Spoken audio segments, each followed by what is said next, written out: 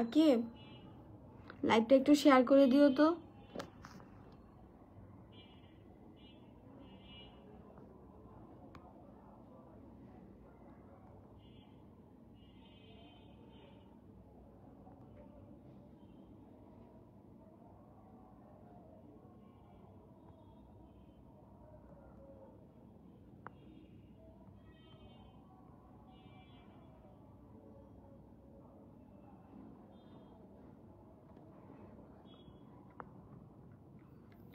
Hello everyone, আমি আজকে কিছু জিনিস বলার জন্য অ্যাকচুয়ালি লাইভে আসছি। আসলে রোজা রমজান মাস তো লাইভে আসাটা সবার কাছে একটু অন্যরকম লাগতে পারে, যে হুট করে আমি কেন কারো ইনফরমেশন ছাড়া কেন আমি লাইভে আসছি। অ্যাকচুয়ালি আমার লাইফে ঘটতেছে একটা জিনিস নিয়ে আমি কথা বলতে আসছি। 1.5 বছর যাবত এগুলো সহ্য করতেছি, আর পারতেছি না।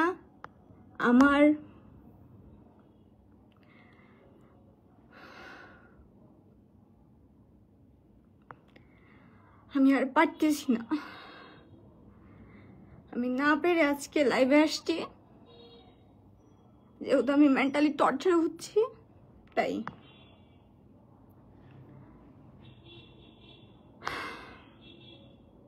সবাই একটু লাইভে জয়েন হও, আর কাইন্ডলি আমার লাইভটা সবাই শেয়ার করবে।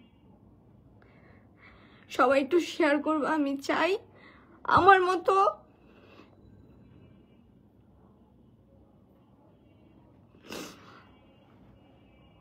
এগুলো যাতে কেউ সাফার না করুক। আমি চাই সবাই আমার মতো এরকম অ্যাটেম্প নেক। আমি চাই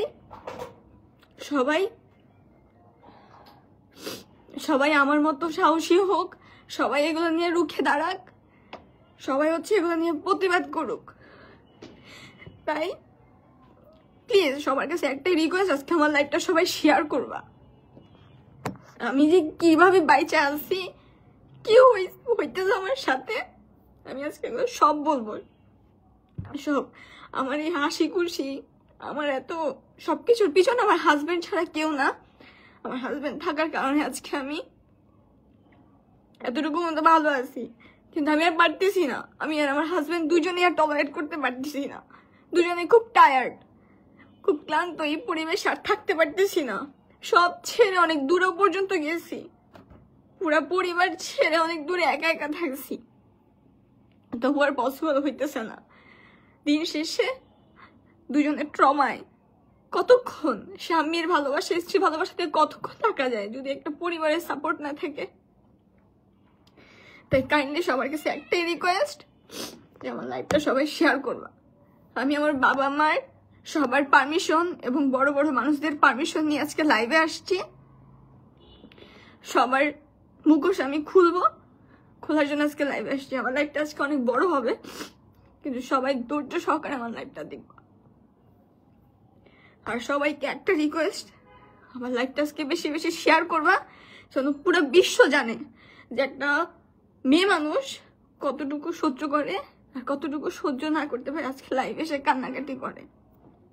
আমি নিজের মান সম্মানের ভয়ে, নিজের রেপুটেশনের ভয়ে, আমার পরিবার আলহামদুলিল্লাহ অনেক ভালো আছে, আমার পরিবারে অনেক শত্রু আছে, আমার পরিবারে মানুষও চায়, অনেক মানুষ চায় যাতে আমি খারাপ থাকি, আমি যাতে আমার স্বামী সংসার না করতে পারি, আমি যে স্বামী সংসারে খারাপভাবে থাকি। কিন্তু আমার এমন কোনো ফ্যামিলি মেম্বার নাই যে চাইবে না যে আমি আমার স্বামীর সংসার থেকে দূরে সরে যাই। সবাই চাইবে ভালো থাকে কিন্তু কষ্ট পাই, কিন্তু আমার শত্রুরাও চাইবে না যে আমার সংসার ভাঙুক।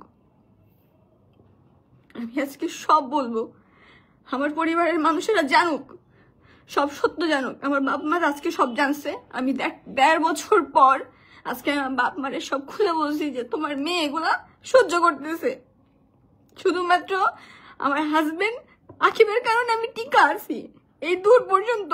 সবাই যে দেখে আমি কতটা ভালো আছি, কত মানুষের ড্রিম লাইফ লিড করতেছি, এগুলো শুধুমাত্র আমার হাজবেন্ডের জন্য, আমার তার সাপোর্টের জন্য। আমার এমন একটা শখ নাই সে পূরণ করে না। আমার একটা জামা দ্বিতীয় দিন সে পড়তে দেয় না, আমার রাজরানীর মতো রাখছে, শুধুমাত্র আমি হাজবেন্ডের জন্য পারছি। কিন্তু পেছন থেকে যদি কেউ তোমার ডাবায় রাখতে চায়, পেছন থেকে যদি তোমার দিনের পর দিন তোমার বাপ মা দুলে তোমার নিজে খারাপ বানায়, তখন তুমি কতদিন এগুলো সহ্য করবা বলো?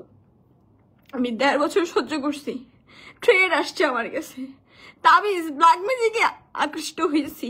বাসায় আমি তাবিজ পাইতাম, বিভিন্ন জিনিসে খাবার গোলায় রাখতো, সেগুলা খেয়ে খেয়ে নিজে একটা দিনও নাই। যখনই আমার কেউ ফোন দিত, মেসেজ দিত, খালি শুনতো কি আমার জ্বর, আমার ঠান্ডা, আমার এটা লাগছে, আমার ওইটা লাগছে, আমার সেইটা।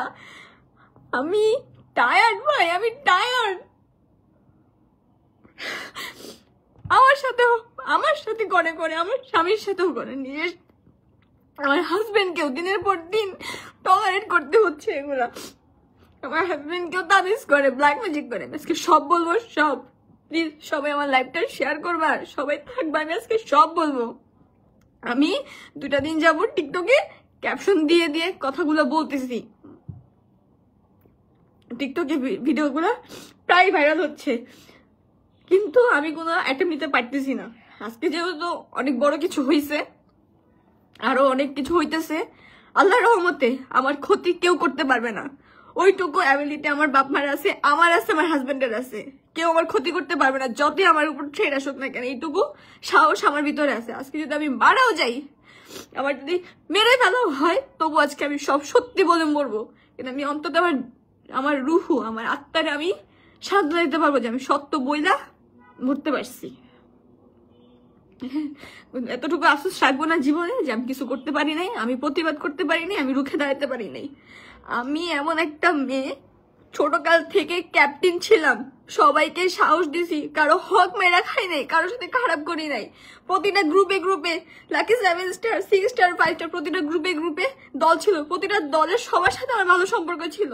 আমার লিস্টে, ফেসবুক লিস্টে অনেক মানুষ আছে, কেউ কখনো বলতে পারবে না কারোর সাথে খারাপ বিহেভ করছি। যখনই কেউ ফোন দিত, মুশরাত আমার এত টাকা লাগবে, আমার কাছে না থাকলেও আমি ম্যানেজ করে দিছি, কারণ আমি চাই নাই কেউ কখনো আমার দ্বারা ক্ষতি হোক। চাইছি আমার দ্বারা সবাই ভালো থাকুক। আমার অনেকে কষ্ট দিছে, কখনো তাদের বলিও নাই তোদের কারণে আমি কষ্ট পাইছি। কিন্তু আমি যে একটা পরিবারের মধ্যে আছি, ওই পরিবার আমার ধ্বংস করে ফেলছে। আমি মুখ দেখাইতে পারি না। আমি কয়জনের কাছে যাব, কয়জনের কাছে গিয়ে বলবো যে আমি ভালো, আমি এগুলো করি নাই? কয়জন আমার চিনে, কতজন চিনে? তোমরা চিনো, তোমরা জানো আমি কেমন। 2 দিন যাবত 2টা মানুষের সাথে মিশতেছি, তারা জানতেছে আমি কেমন। এরকম করে আমি কয়জনের সাথে মিশবো, কয়জনকে বলবো যে আমি ভালো, কয়জনকে আমি প্রমাণ দিব আমি ভালো, আমি এগুলো করি নাই। আমি আমার স্বামীকে ভালোবাসি, আর কিচ্ছু চাই না। আমি কয়জনকে বলবো বলো, কয়জনকে? আমি আর পারতেছি না। আমি সবকিছুর প্রমাণ হাতে রাখছি, সব বলবো। আমার বলার সবগুলা যাচাই করে আপনারা বলবেন যে অ্যাকচুয়ালি আমি কিসের মধ্যে বাইচে আছি। সবকিছু আমার সাথে যা যাচ্ছে সবকিছু প্রমাণ আমি প্রথমে না রাখলেও যখন বুঝতে পারছি আমার সাথে গেম, আমাকে ট্র্যাপে ফেলতেছে, আমাকে বিপদে ফেলতেছে, আমার সংসার ভাঙতে চাইতেছে, আমাদের দুজনের বিচ্ছেদ চাইতেছে, আমারে খারাপ বানাইতেছে, আমার শ্বশুরবাড়ির মানুষদের সাথে খারাপ বানাইতেছে, আমি তখন সবকিছু প্রমাণ রাখা শুরু করছি। আজকে যখন দেখতেছি আমি সবকিছু রিভিল করতেছি, যখন দেখতেছি সবকিছু আমি সত্যি বলতেছি, তখন হচ্ছে গিয়ে এখন আমাকে ট্রেড দেওয়া হচ্ছে। যা খুশি তা কর, কিচ্ছু হবে না, কিচ্ছু না। তোদের বড় বাপ আমার হাতে এখন। আমি সবকিছু প্রমাণ রাখছি, সবকিছু সব ভিডিও ক্লিপ, ছবি থেকে শুরু করে সব রাখছি। আমার উপর কি কি টর্চার করেছি সব আমি রাখছি। শুধু এইটুকু চিন্তা করছি যে আমার স্বামী ভালো, আমার স্বামী আমার এত যত্ন করে, আমার ভালোবাসে, আমি স্বামীর ভালোবাসাতে থাকবো। কিন্তু আমি আর পারতেছি না। আমি যেখানে যাই সেখানেই আমার নামে বদনাম, যেখানে যাই সেখানেই আমার নিয়ে তুচ্ছ, মানুষ আমার ঘৃণার চোখে দেখে। কেন? আমি কি করছি? দাও, আমি আজকে সব বাজানটা শেষ হোক, আমি বলবো সব। আমি আজকে 2টা দিন যাবত ট্রমায় ভুগতেছি। আমি সুস্থ থাকতে পারি না এদের কারণে। আমার স্বামী সুস্থ থাকতে পারে না, 2 দিন পর জ্বর টোজায়, টোট ফুলে যায়, কত কিছু। একটা মানুষের জীবনে সারা জীবন অসুস্থ লেগে থাকে শুধু এই কারণেই। ব্ল্যাক ম্যাজিক করে করে জীবনটা শেষ করে দিচ্ছে।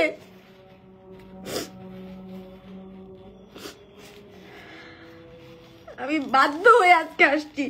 এতদিন চিন্তা করতাম আমার আইডিতে আমার ফ্যামিলি মেম্বাররা থাকে, আমার ইনলস ফ্যামিলির মেম্বাররা থাকে, আমার কত ফ্রেন্ডরা জানে আমি কত হ্যাপি লাইফ লিড করতেছি। তারা যখন জানতে পারবে যে আমি এরকম পর্যায়ে লাইফ লিড করতেছি, তারা আমার কি চিন্তা করবে। আমি এগুলো চিন্তা করে করে এতদিন চুপ ছিলাম। আবার এটাও চিন্তা করতাম আমার স্বামী তো ভালো আছে, আমার স্বামী তো আমার কিছু করতেছে না, ও তো আমার সকালের থেকে শুরু করে সবকিছু মানে যা দরকার আমার সবকিছু দিতেছে, তাহলে আমি স্টপ থাকি। কিন্তু আমি আর পারতেছি না স্টপ থাকতে। আজকে আমার বাপ মার ওপর বাপ মানে ফোন দিয়ে থ্রেট দেয়, এত বড় সাহস হয়ে গেছে। আমার বাপ মা এগুলা কিছু জানতো না, আজকে যখন হুট করে ফোন দিয়ে এসব বলা হয়, আমার বাবা মা ভাবছে আমার দোষ। আমার বাবা মা বলছে আমার বাবা আমার ফোন দিয়ে বলতেছে তোমার আমি এমন শিক্ষা দিই নাই। এবং এটাও বলছে আমার মেয়ের যদি কোনো অপরাধ থাকে আমি অবশ্যই শাসন করবো। আমি অনেক কষ্ট ভুলেও তাদের সাথে মিলেমিশে থাকার চেষ্টা করছি, কিন্তু আমি পারি নাই। আজকে আমি সব বলবো। কাইন্ডলি সবাই আমার লাইফটা শেয়ার করবা প্লিজ। সবার কাছে একটাই রিকোয়েস্ট, আমি চাই পুরো দুনিয়াবাসী জানুক যে একটা মানুষ কত জঘন্য হইতে পারে, এই মানুষগুলো কত বিচ্ছিন্ন হইতে পারে, কত খারাপ হইতে পারে, যে যে দিনের পর দিন নোংরামি করে আসছে, পরক্রিয়া করে আসছে, স্বামী থাকা অবস্থায় বাচ্চা থাকা অবস্থায় বাচ্চা রেখে অন্য স্বামী অন্য বেটাদের কাছে চলে গেছে। সেই মেয়ে আমাদের নিয়ে খারাপ খারাপ কথা বলে। একটা মানুষের জীবনে প্রাক্তন থাকতেই পারে, আমার প্রাক্তন ছিল, সবাই জানছে। আমি কখনো কাউকে বলছি আমি লুকায় কিছু করছি? আমি লুকায় কিছু করি নাই, আমি সবার সামনে করছি। আমি যা করি সামনে করি, আমি কারণ আমি বদনাম করলে তার সামনে বদনাম করি। আমি আমি আর পারতেছি না। আমার প্রাক্তনে আমার বিয়ের পর আমার প্রাক্তনের কাছে যায়, আমার পার্সোনাল ওর সাথে আমার কোনো পার্সোনাল কিছু আছে কিনা সেগুলো দেখার জন্য। কেন ভাই, কি দরকার? আমার স্বামীর ওর প্রাক্তন ছিল, আমার পরিবার তো যায় নাই, আমার পরিবার তো যায় নাই, আমার পরিবার তো একটা পর্যন্ত যাচাইও করে নাই যে আকিবের কি আছে বা আকিবের কই থাকে, আকিবের প্রাক্তন আছে কিনা, বা আকিবের কারো এর আগে কাউকে বিয়ে করছে কিনা, আমাকে বানায় ফেলছে আমি নাকি আরেক বেটার বউ। আমি নাকি কালকে ইভেন আজকে ফোন দিয়ে বলে আমি নাকি কালকে আরেক বেটার সাথে ঘুমাইছিলাম। এই রোজা রমজান মাসের দিনে আমার নামে এগুলা বলে, আমি এগুলো সহ্য করে এখনো টিকে আছি।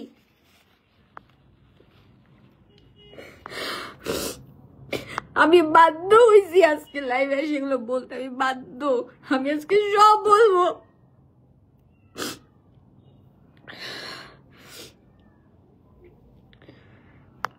আজেন্ডা শেষ হোক, আমার কাছে আজকে সব প্রমাণ আছে। আমি এতদিন টিকটকে হচ্ছে গিয়ে 2 দিন যাবো টিকটকে হচ্ছে গিয়ে ক্যাপশন দিয়ে দিয়ে লিখতাম, ওগুলা ভাইরাল হচ্ছে দেখে ওনাদের ভিতরে ভয় ঢুকে গেছে। আরে আমি যদি কিছু করে থাকি তোরাও কর, তো পারবি না, আমি তো কিছু করি নাই।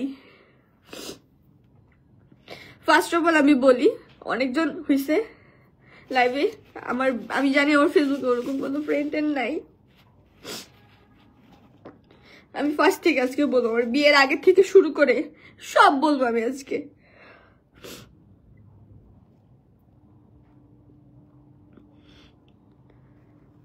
কি কি সহ্য করে আসছে এই পর্যন্ত।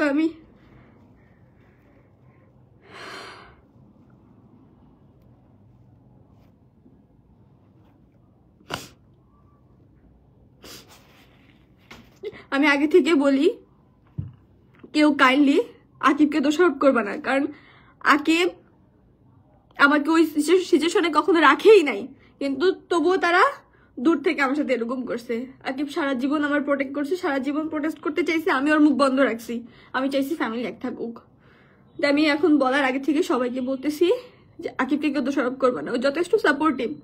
সবাই দেখছো, সবাই জানো, সবাই যারা কাছে থেকে দেখছো আকিবরে, তারা অন্তত জানো যে আকিব আমার জন্য কি কি করে। তো ফার্স্ট অফ অল হচ্ছে আকিবের সাথে আমার সম্পর্কে 6 থেকে 7 মাস পর, আমাদের যেহেতু রিলেশন ছিল 1.5 বছরের, তো 6 থেকে 7 মাস পর আমার 2 ফ্যামিলি জানে। শুধুমাত্র আমার মা, আমার ভাই আর ওর ফ্যামিলি মোটামুটি সবাই জানে। তারপর যখন আমি অসুস্থ হই 2023 মার্চের দিকে, যখন আমি মেডিকেলের পরীক্ষা দিয়ে আসি, আমার রেজাল্ট বের হয়, তারপরের দিন হচ্ছে কি আমি অসুস্থ হয়ে যাই। তো সেদিন থেকে শুরু করে পুরা জুন, মানে মার্চ থেকে 2023 মার্চ থেকে শুরু করে জুন পর্যন্ত আমার হোল ফ্যামিলি, ইভেন আকিবের হোল ফ্যামিলি, মানে চাচাতো দাদা মাদা যা আছে সব হোল ফ্যামিলি সবাই জানাজানি হয় আমাদের সম্পর্কের কথা। একটা আমার অসুস্থতার কারণে জানানো হয়, কারণ আকিব হচ্ছে আমার বাসায় আসছে আমাকে দেখতে, তখন জিজ্ঞেস করলে তখন বলে আমার বাবা ফ্র্যাঙ্কলি বলে, কারণ আমার মায়ের সাথে আকিবের বোনের কথা হয়েছে আমাদের বিয়ে নিয়ে, তো এখানে আর লুকোচুরির কিছু নাই। যাই হোক, আমি যখন খুব বেশি সিরিয়াস অসুস্থ হয়ে যাই, সেটা ছিল জুন মাস। তো জুন মাসে যখন আমি অনেক বেশি অসুস্থ হয়েছি, একটা ব্ল্যাক ম্যাজিকে আকৃষ্ট হই। আমি ক্লাস 8 থেকে এই ব্ল্যাক ম্যাজিকের নিয়ে আমি বড় হয়েছি কলেজ লাইফ পর্যন্ত, কিন্তু কেউ প্রথমে ধরতে পারে নাই। তা আমি যখন উল্টাপাল্টা জিনিস দেখা শুরু করি, উল্টাপাল্টা জিনিস আমি ফিল করতে শুরু করি, আমার নাক মুখ দিয়ে যখন অটোমেটিক্যালি রক্ত বের হয়, তখন আমি হচ্ছে গিয়ে ডাক্তারের এসবের কাছে দেখাইতাম, বিভিন্ন টেস্ট করাইতাম।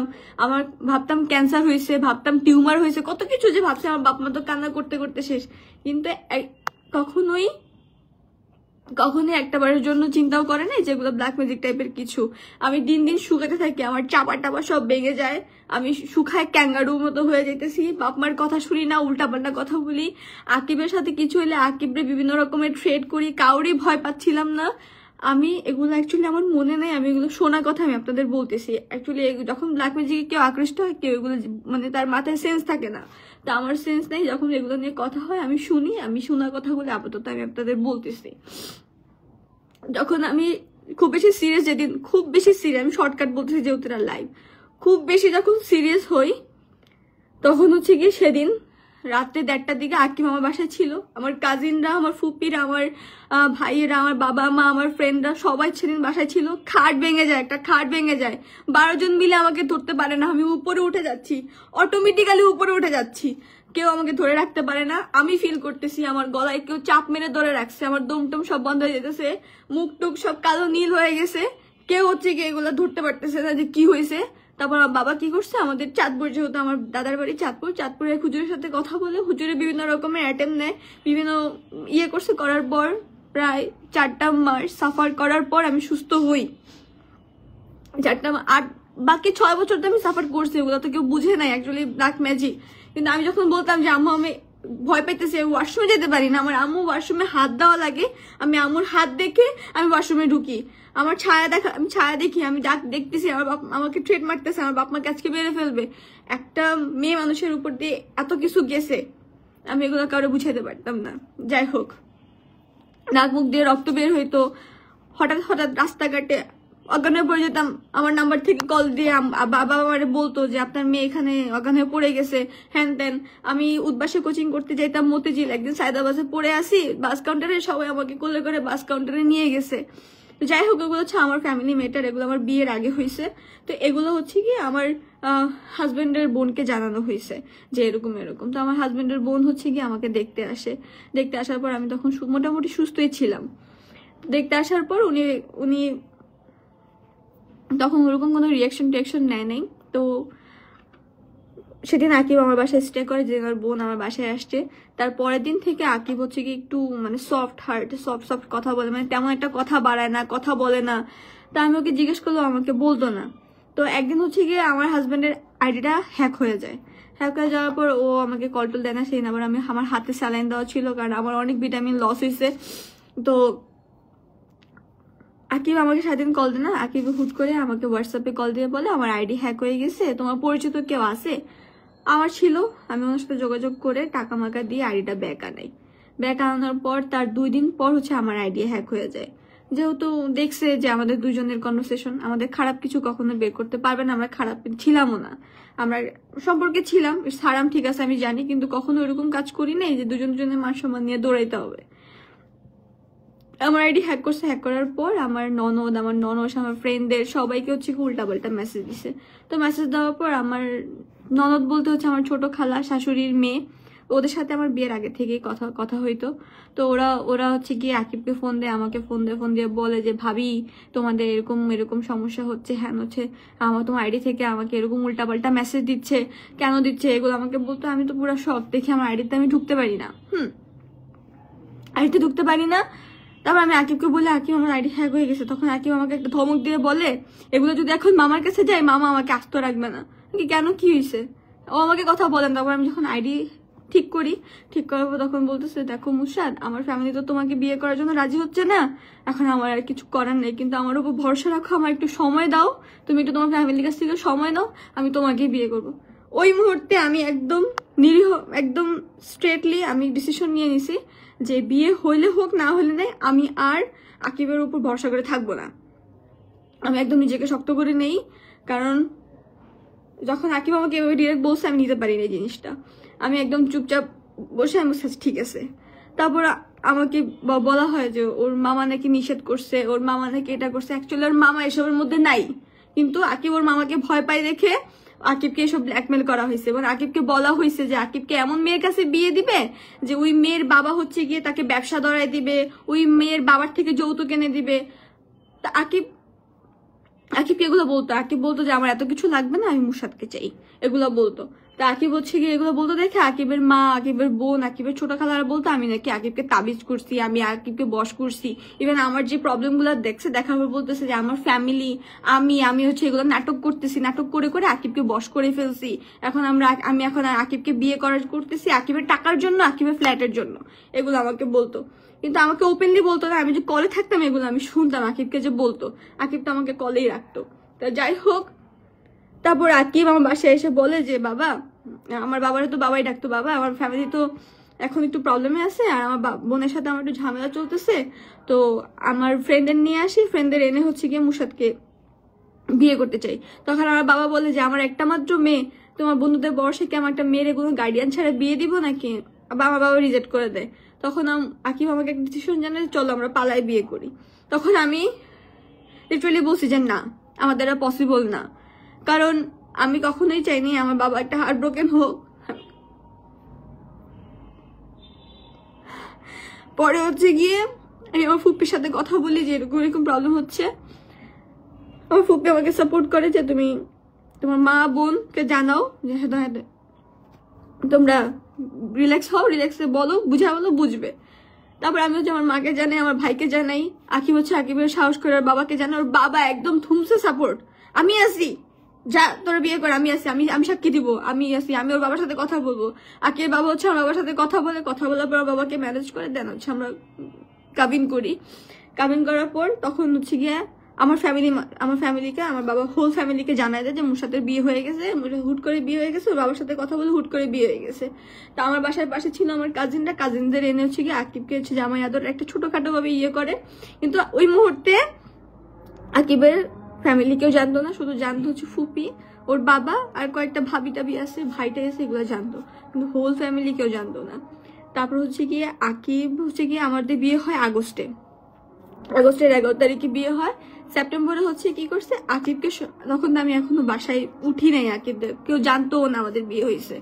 তো সেপ্টেম্বরে কি করছে ওর বোন, ওর মা, ওদের তখন ওদের বাড়ির কাজ চলতেছে, তখন ওরা ভাড়া বাসায় থাকে, যেখানে বাসায় কাজ চলতেছে তার পাশে হচ্ছে ওদের বাসায় ভাড়া থাকতো। তো আকিব হচ্ছে কি করছে আকিবকে রেখে ওই ফ্ল্যাটের বাসায় রেখে আকিবের মা চলে গেছে আকিবের নানুর বাসায়, আর আকিবের বোন আকিবকে রেখে চলে গেছে নিজের নতুন একটা বাসা নিয়ে চলে গেছে, আকিবকে একা রেখে চলে গেছে। তো আকিব নর্মালি আমার যে জিনিসগুলো ও দেখে আসছে, ও স্বাভাবিক রাতে ভয় লাগতে পারে, তো আমাকে বলতো আমার ভয় লাগে, ওর বন্ধুদের নিয়ে ও ঘুমাইতেছে, হ্যান করতেছে, ত্যান করতেছে। তো এগুলো শুনে আমার খারাপ লাগতো। তো ও বলতো যে তখন হচ্ছে গিয়ে আকিবের ইনকাম সোর্স ছিল না, যা ছিল ওর বাবার। তো আকিবের যা ছিল ওর বাবার, আকিবের কিছু টাকা জমানো ছিল, ওগুলো ছিল মামার কাছে। তো ও কি করছে মামার কাছে গেছে, টাকাগুলো নিয়ে আসার পর ওই ডিসিশন নেয় এত বড় ফ্ল্যাটে ও একা থেকে কি করবে, ও ছোট একটা রুম ভাড়া নিবে, ওখানে ও আর বন্ধু থাকবে, তো ও বন্ধু মিলে থাকবে। আমি বলছি হ্যাঁ ভালো ডিসিশন নাও। তা ও কি করে একটা বাসা নেয়, আমাদের মুগদা কবরস্থানের পাশে বাসাটা নেয়। বাসাটা হচ্ছে এক রুমের, আরেকটা রুম হচ্ছে ছোটখাটো একটা বারান্দার মতো, আর ছোট্ট একটা কিচেন, ছোট্ট একটা ওয়াশরুম ছিল। ওয়াশরুমটা হচ্ছে গিয়ে এত ছোট, কি বলবো, কক্সবাজারে যখন যাবা 1000 টাকা রুম পাও না, রুমের মধ্যে যে একটা ওয়াশরুম থাকে না, ওয়াশরুমটা ছিল এরকম। আর ওয়াশরুমের পাশে যে ইয়াগুলো থাকে না জানানোর মতো ছোট ছোট, ওটার ভিতরে তাকালে তুমি কবরস্থান দেখতে পাবা। ইভেন হচ্ছে গিয়ে আমার কিচেনের যে জানলাটা খুলে আমি কবরস্থান দেখতে পাই। তারপর হচ্ছে গিয়ে আকিবের রুম থেকে পাশের যে একটা গেটের সাথে যে জানালাটা খুললেই পুরো কবরস্থান। তা আকিব হচ্ছে গিয়ে বাধ্য হয়ে বাসাটা নেয়, 9000 টাকা দিয়ে ভাড়াটা বাসাটা নেয়। নেওয়ার পর বন্ধু 2 দিন ছিল, থাকার পর আর বন্ধু সবসময় থাকতে পারে না, তো ভয় পায়। তো ভয় পায় দেখো আমাকে বলে এই কথাটা। তো বলে আমি বাবাকে ম্যানেজ করে আমি আকিবের সাথে ওই বাসায় উঠি। উঠানোর পর আকিবের সাথে আমি 2-3 দিন থাকলে, 7 দিন থাকতাম আমার বাবার বাসায়, 4-5 দিন থাকলে আবার এসে বাবার বাসায় থাকতাম। এরকম করে আমার দিন যাচ্ছিল। পরে হচ্ছে আমি আকিবকে বলি যে এরকম করে আর কতদিন, আস্তে আস্তে সবাইকে জানাও। তার মধ্যে মুগ্ধার অনেকেই জানতেছে, বা ওদের এলাকার অনেকেই জানতেছে যে আমাদের বিয়ে হয়েছে, বা আকিব কাউকে কাউকে বলতেছে, যারা যাদের পসিবল হচ্ছে তাদেরকে বলতেছে। ও ও তো আর এরকম ভাবে আমার সাথে সংসার করতে চায় না। ও চাইছে যে ওদের অ্যাপার্টমেন্টটা রেডি হলে, ওর ফ্ল্যাট রেডি হলে, ওর সবকিছু কাজ কমপ্লিট হলে আমাকে একবারে বউ হিসেবে তুলে নিবে। যেমন যে সবকিছু রেডি হয়ে গেছে, ও কিন্তু একটা বড় করে অনুষ্ঠান করছে, যতটুকু পসিবল হয়েছে করছে। তো এরকম ভাবে হচ্ছে আমাকে উঠায় নিতে চাইছিল, কিন্তু সেটা পসিবল হয়নি। তো ওনারা যখন আশেপাশে মানুষদের কাছ থেকে জানতে পারে যে ওনার ছেলে আমাকে বিয়ে করে ফেলছে বা ওনার ভাই আমাকে বিয়ে করে ফেলছে, তখন থেকে হচ্ছে আমার মানে আমাকে নিয়ে নানা রকমের কথা বলে বা নানা রকমের কথা উঠায়, যেগুলো হচ্ছে আমার গোপনে, মানে আমি জানতামও না এই কাহিনীগুলো। তো যাই হোক, বিয়ে হয়েছে, আমরা ওই বাসায় থাকতেছি। আমি আকিবকে বলি যে মা তো মাই হয়, যতই হয়েছে মাই তোমাকে বড় করছে, মা একটু রাগ থাকতে পারে, মাকে না বলে বিয়ে করছো, মাকে ফোন দাও। প্রথমে আমি ফোন দিই, ফোন দিলে ফোনটা আমার ধরে। সেদিন আমি আসসালামু আলাইকুম সালাম টালাম দিয়ে কথা বলি, উনি ওরকম কোনো রেসপন্স আমাকে করে নাই। যাই হোক, তা আমিও কষ্ট পাই নাই। আকিব যখন তার পরের দিন আমি আকিবকে জোর করে কল দেওয়ার পর আকিব যখন কথা বলে তখন উনি একটু সফট হয়। সফট হওয়ার পর আমার সাথে মামা বলে কথা বলে। আমি বলছি ঠিক আছে, তুমি বাসায় আইসো। পরে যেদিন আমার বাসায় আসবে সেদিন হচ্ছে আমার ননসের মেয়ে ভাগ্নি অনেক দেখবো বসে নিয়ে আসার জন্য। আমার ননস হচ্ছে গিয়ে তার মেয়েকে আসতে দেননি, আমার শাশুড়ি একে আসছে। কিন্তু আমি বাসায় আমার ভাগ্নি মানে ননসের মেয়ে আমার ভাগ্নি হয়, ভাগ্নি আসবে দেখে ওর ফেভারিট পিৎজা যা যা খাবার ওর পছন্দ সবকিছু আমি রেডি করে রাখছিলাম। আমার মাকে সাথে আমার শাশুড়ির মাকে সাথে আমার শাশুড়ি মা কিছু খায় নাই। তো আকিব কি করছে, ওনার হাতে কিছু টাকা দিয়ে উনি কিছুক্ষণ বসছিল, কথা বলে তারপর চলে গেছে। আমি তো মহা খুশি, আমি তো খুশি যে সবাই ফাইনালি আমাদের মেনে নিচ্ছে। যাই হোক, তারপর আমি আমার বাবার বাড়ি আবার চলে আসি, কারণ আমার যারা পার্সোনালি চিনে তারা জানে যে আমি হচ্ছে মরা জিনিস, লাশের খাট, কাফনের কাপড়, কবরস্থান এগুলো খুব ভয় পাই। কিন্তু আমার মতো মেয়ে, আমি ওই বাসাতে থাকছি। আকিব ভয় পাই দেখে আকিবকে আমি ভিতরে দিতাম, আমি জানলার পাশে শুইতাম, তবুও যাতে আমার হাজবেন্ড ভয় না পায়। আমি ভয় পেতাম দেখে মানে আমাদের জন্য মাঝখানে ঝগড়া চলতো যে না আমি এই ছেড়ে শুবো, তুমি ভয় পাও। আকিব বলতো যে না তুমি ভয় পাও, আমি এই ছেড়ে শুবো। লিফটেলি তারপর একদিন ভাগ করে শুইতাম, যে একদিন ওই জানলার পাশে শুবো, একদিন আমাদের পাশে আমি জানলার পাশে শুবো। আমাদের ভয় লাগতো, কিছু করার নেই। ওর ভয় লাগতো দেখে আবু প্রায় বলতো যে চলে আসো। কিন্তু আকিব হচ্ছে কি যে কি ঘর জামাই থাকবে নাকি, ওর একটা আছে না। বাবা বললে আমরা কি করতাম, 3-4 দিন থেকে চলে আসতাম। তো আমার শ্বশুর শাশুড়ির সাথে কথা বলার পর আমার তো মেন যে উনি তো ঠিক, তারপর আমি বাবার বাড়িতে গেলে আমার মামির শাশুড়ি আমার কল দেয়। ডিসেম্বরের 3 তারিখ হচ্ছে আমার মামির জন্মদিন, আমাদের ইনভাইট করা হয়। আমি তো আরো বেশি খুশি যে ফাইনালি সবার সাথে আমার দেখা হবে। সবার সাথে তখন কথা শুরু হয়েও গেছে, সবার সাথে অল্প অল্প কথাও হয়। আমার ছোট খালাদের সাথে, আমার সবার সাথে ভালো, ছোট খালা শ্বশুর বাড়ির সবার সাথেই কথা শুরু হয়েছে, শুধুমাত্র আমার ননাস বাদে সবার সাথেই ছোট হাই হ্যালো হচ্ছে আমার। তা আমি যখন ওখানে যাই, আমি যাচ্ছি দেখে আমার ননাস সেই অনুষ্ঠানে আসে নাই। আমার মামি শাশুড়ির বাসা আর হচ্ছে আমার নানি শাশুড়ির বাসা পাশাপাশি। তো আমি যখন মামি শাশুড়ির জন্মদিন হচ্ছে তার বাবার বাড়িতে হচ্ছে কাছাকাছি। তো বাবার বাড়িতে যখন মানে যাওয়ার আগে আমি আকিবের নানির সাথে দেখা করতে যাই। ফার্স্ট টাইম হচ্ছে আকিবের নানিদের বাসায় যাচ্ছি আমি।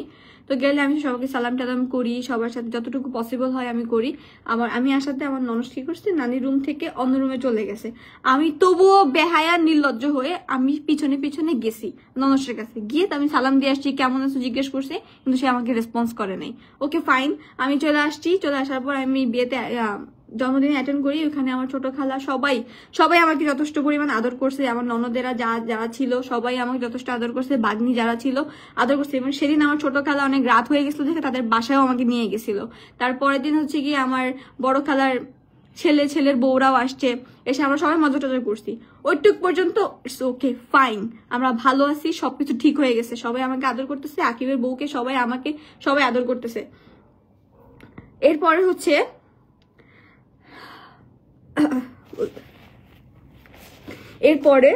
আকিবের একটা পরিচিত দুঃসম্পর্কের ভাই, তার বিয়ে।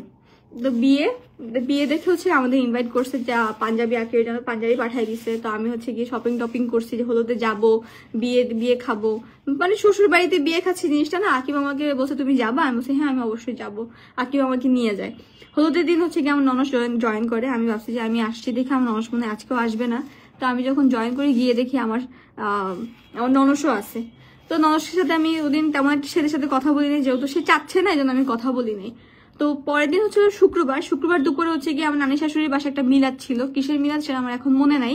তো আমাদের হচ্ছে যাইতে বলো, তাকে বলছিল যে আমি তো মুগদা থেকে ধানমন্ডি আসবো, আবার হচ্ছে গিয়ে রাত্রেবেলাও বিয়ে, যেহেতু পুরান ঢাকা মানে ঢাকায় আর মানে ধানমন্ডি সাইডের মানে বেশিরভাগই তো আমরা যেমন আমাদের সাইডে বেশিরভাগ হচ্ছে দুপুরের দিকে বিয়েটা হয়ে যায়, তো ওনাদের হচ্ছে রাতের দিকে। তো রাতে বাকি বলছে রাতেও আমি যাওয়া লাগবে, তাহলে আমি এক কাজ করি মিলাদে আসবো না। পরে আকিবকে অনেক জোর দবস্ত করা না আসবি, তারপরে আমরা মানে রাজি হয়ে যে আমরা যাবো। দুপুরে হচ্ছে গিয়ে আমরা যাই, যাওয়ার পর আমার নানি হচ্ছে গিয়ে একটু অসুস্থ, একটু মানে উনি বিছানায় শুয়ে থাকে। তো উনি হচ্ছে গিয়ে আমার হাত, আকিবের হাত আর আমার ননসের হাত টান দিয়ে আমাদের মিলায় দেয়। Okay fine. সেদিন থেকে আমার ননসের সাথে কথা হয়। আমরা যে বাসাতে ছিলাম সেই বাসা শিফট করে ননস যে বাসায় ভাড়া নিছে সে বাসায় উনি 4 তলা থাকে, আমি 5 তলাতে ভাড়া নিছি। যে ফাইনালি আমি আমার শ্বশুরবাড়ির সবার সাথে থাকা স্টার্ট করছি। মানে আমার হ্যাপিনেস যে কি, আমার ননস একদিন আমার বাসাতে এসে উকিও মারে নাই, সেটা তো আমি মাইন্ড করিনি। আমার হাজবেন্ড আমাকে বলতো যে আমার বোন আমার বাসায় এসে উকি মারে না, আমার বোন আমি মরে গেলেও এসে আমাকে দেখে না, তুমি কেন বারবার ওনাদের বাসায় যাও, তুমি কেন বারবার কিছু রান্না করলে নিয়ে যাও, তুমি কেন বারবার যাবা, আমাকে বলতো। তবু আমি বেহার মতো যাইতাম, কিন্তু আমি চাইতাম কি যে ফ্যামিলিটা জোড়া থাকুক, ফ্যামিলিটা ঠিক থাকুক। আমার শাশুড়ি হচ্ছে গিয়ে নানি বাসায় থাকতো, ওনারে বারবার বলতাম আমাদের সাথে থাকো থাকো থাকো, থাকি কথা বলে হচ্ছে কি উনি লাস্ট মোমেন্টে একটা বড় একটা কাহিনী বানাইতো, ঝগড়া সৃষ্টি করতো, পরে আর থাকা হইতো না। তো আকিব হচ্ছে গিয়ে খুবই মানে শর্ট টেম্পার একটা ছেলে, ও খুব সহজে রেগে যেত। তো ওরে ওই মুহূর্তে আমি রাগটা কন্ট্রোল করতে করতে কাহিনী হয়ে যেত। আর ওনারা করে হচ্ছে গিয়ে বানাই। তো যাই হোক, তো আমি হচ্ছে বেহায়া ঘরের কথা পরের কাছে বলা ঠিক না পুষ্টে। আমি 1.5 বছর যাবত সাফার করতেছি, আমার উপর এখন ট্রেড আসতেছে, দ্যাটস ওয়াই আমি আসছি। ওনার যা খুশি তা করুক, তার থেকে বড় ট্রেড নিয়ে আমি এখন আসছি। আমি 1.5 বছর চুপ করেছিলাম, এখন আমি আর চুপ নেই। আমি বলছি না আমি আজকে সব বলবো, আজকে দুনিয়া উল্টায় গেল, আমি আজকে সব বলবো। কারণ আমি বড় বড় মানুষের সাথে কথা বলে আমার হাজবেন্ডের পারমিশন নিয়ে, আমার ফ্যামিলির পারমিশন নিয়ে আমি আজকে লাইভে আসছি। আমি শুধু আসি নাই, আমি উইদাউট মানে মাথা ব্রেন ছাড়া আমি আসিনি, আমি ব্রেন নিয়ে আসছি। আমি কোন ব্যাপারে কথা বলতেছি, কেন কোন ব্যাপারে কি, সবকিছু ভেবে চিন্তে আমি আসছি। আমি যথেষ্ট ওকে আছি, কিন্তু তাদের মেন্টালি প্রেশারে আমি এখন বিগড়ায় যাচ্ছি, আমি আর পারতেছি না। আমার এখন আমার হাজবেন্ডের প্রতিও রাগ হয়। আমি চাচ্ছি না আমাদের দুজনের মাঝখানে কিছু হোক, দ্যাটস ওয়াই আমি এগুলো শেয়ার করতে আসছি সবার কাছে, এবং সবাই ওনাদের চিনুক। অলরেডি মুগদাবাসী, কাঁঠাল বাগান সবাই চিনে ওনারা কি। এবার আমি হচ্ছে পুরো বিশ্ব জানাবো ওনারা কি। পরের সাবজেক্ট হচ্ছে আমি বারবার বেহায়ের মতো যাইতাম আসতাম। Okay fine. আমার শ্বশুর বাবা, আমি আগে বলে রাখি, আমার শ্বশুর বাবা হচ্ছে গিয়ে যথেষ্ট একজন ভালো মানুষ। উনি মারা গেছেন, আল্লাহ ওনাকে বেঁচে নসিব করুক। আমি হচ্ছে গিয়ে ওনাকে বেশি দিন পাই নাই, 1 বছর বা 7-8 মাসের মতো পাইছি। এরপর হচ্ছে উনি মারা গেছে। তো আমার শ্বশুরের কাহিনী যেহেতু আসছে, তাই আমার এখন শাশুড়ির কথাগুলো বলা উচিত। তারাদের হচ্ছে লাভ ম্যারেজ। লাভ ম্যারেজ থাকা সত্ত্বেও উনি দিনের পর দিন আমার শ্বশুর বাবাকে ঠকাইছে, দিনের পর দিন শ্বশুর বাবাকে ঠকাই গেছে। ওনার আমার শ্বশুর বাবা থাকা সত্ত্বেও উনি পরকিয়া করছে, উনি নিজের ধর্ম চেঞ্জ করতো, সিঁদুর পরতো। এগুলো আমি জানতাম না, আমি রিসেন্ট জানছি। উনি দিনের পর দিন আকিবের বন্ধুদের সাথে, নিজের ছেলের বয়সী ছেলের সাথে রাত্রি যাপন করতো, তারপর দিনের পর দিন পরকিয়া করতো, দিনের পর দিন। এগুলো ছবি স্ক্রিনশট আমি দেখে লিটারালি শকড। অথচ তারা আমার চরিত্রে দাগ দিছে। আমি কি বলবো, কি আমার দিনের পর দিন আমার শ্বশুর বাবাকে টর্চার করছে, আমার দিনের পর দিন আমার শ্বশুর বাবাকে মারছে। উনি যে কি পরিমাণ কষ্ট নিয়ে মারা গেছে, যেদিন মারা যাবে তার 17 দিন আগে আমরা পুরো মুখটা ছেড়ে দিই। যেদিন আমাকে লাস্ট বিদায় নেই, যেদিন বাবারে দেখি, ওই আমারে বলে মা সুখী হও, তুমি অনেক ভালো একটা বউ। আকিবের বউটা অনেক ভালো, সবার কাছে বলতেছে। এখানে মুখদার এখানে একটা কাঠের দোকানে সেখানে বসে কলা খাচ্ছে, তারপরে আমার এরকম করতেছিল, যাও ভালো থাকো। ইভেন আমাদের নামে কি কি বদনাম করতো সব এসে বলে দিত। আকিবের অনেক আদর করতো, আর আমারই তো অনেক আদর করতো, বোমা বলে ডাকতো। এই ব্যক্তিটারও তারা শান্তি দেয় নাই, দিনের পর দিন টর্চার করে গেছে। কখনো একটা স্বামী তার স্ত্রী পরকিয়া সহ্য করতে পারবে? কখন একটা স্বামী স্ত্রীটাকে গালিগালাজ করতেছে, স্ত্রী ঘরের মধ্যে অন্য বেটা আনতেছে, নিজের সন্তানের ঘর থেকে বের করে দিচ্ছে, নিজের সন্তানের দেখতেছে না। আকিবের হচ্ছে যমজ ভাই, আকিবের কোন রকম পালছে, আর বড়টা যেটা 1 মিনিটের বড় ওটারে পাঠাই দিছে আরেক দাদির বাসায়। আর মাইয়ার কথা তো বাদই দিলাম। দিনের পর দিন আমার হাজবেন্ড ছোটকাল থেকে, আমি যখন একটা রিলেশনশিপে ছিলাম, আমি আমার মতো মেয়ে দেখে আমি টিক্কা আছি। অন্য কেউ ওদের জীবনেও এই ইন্ট্রোভার্ট একদম মুখ চাপা স্বভাবের ছেলের সাথে কখনো কেউ রিলেশনশিপে যায় না। আমি ওরে বুঝতাম অনেক ট্রমা, ও কষ্ট পাইলেও মুখ ফুটে বলতো না। এখন আমি বুঝতেছি ছেলেটা ছোট কাল থেকে এই পর্যন্ত টর্চার হয়ে শিকার হয়ে আসছে। বাপ মার এসব কাহিনী দেখে দেখে ট্রমা হয়ে গেছে, ট্রমা। নিজের বাবার সাথে কি কি হয়েছে এগুলো নিজের চোখে দেখছে, নিজের চোখে দেখছে যে মা অন্য ব্যাটারে ঘরে নিয়ে আসছে। ছবি দেখা লাগবে দাও, আমি ছবি সহ দেখাবো যে উনি নিজের ধর্ম চেঞ্জ করছে, নিজের ইসলাম ধর্ম পর্যন্ত চেঞ্জ করে মাথায় সিঁদুর দিয়ে অন্য ব্যাটারে জড়ায়, খালি গায়ে একটা ব্যাটা শুয়ে জড়া ধরে রাখছে। এগুলো একটা স্বামী সহ্য করতে পারবে? কখনো পারবে না। কিন্তু আমার শ্বশুর বাবা এগুলো দিনের পর দিন সহ্য করছে। ব্যাটা একবার না, দুইবার না, তিনবার স্টক করছে।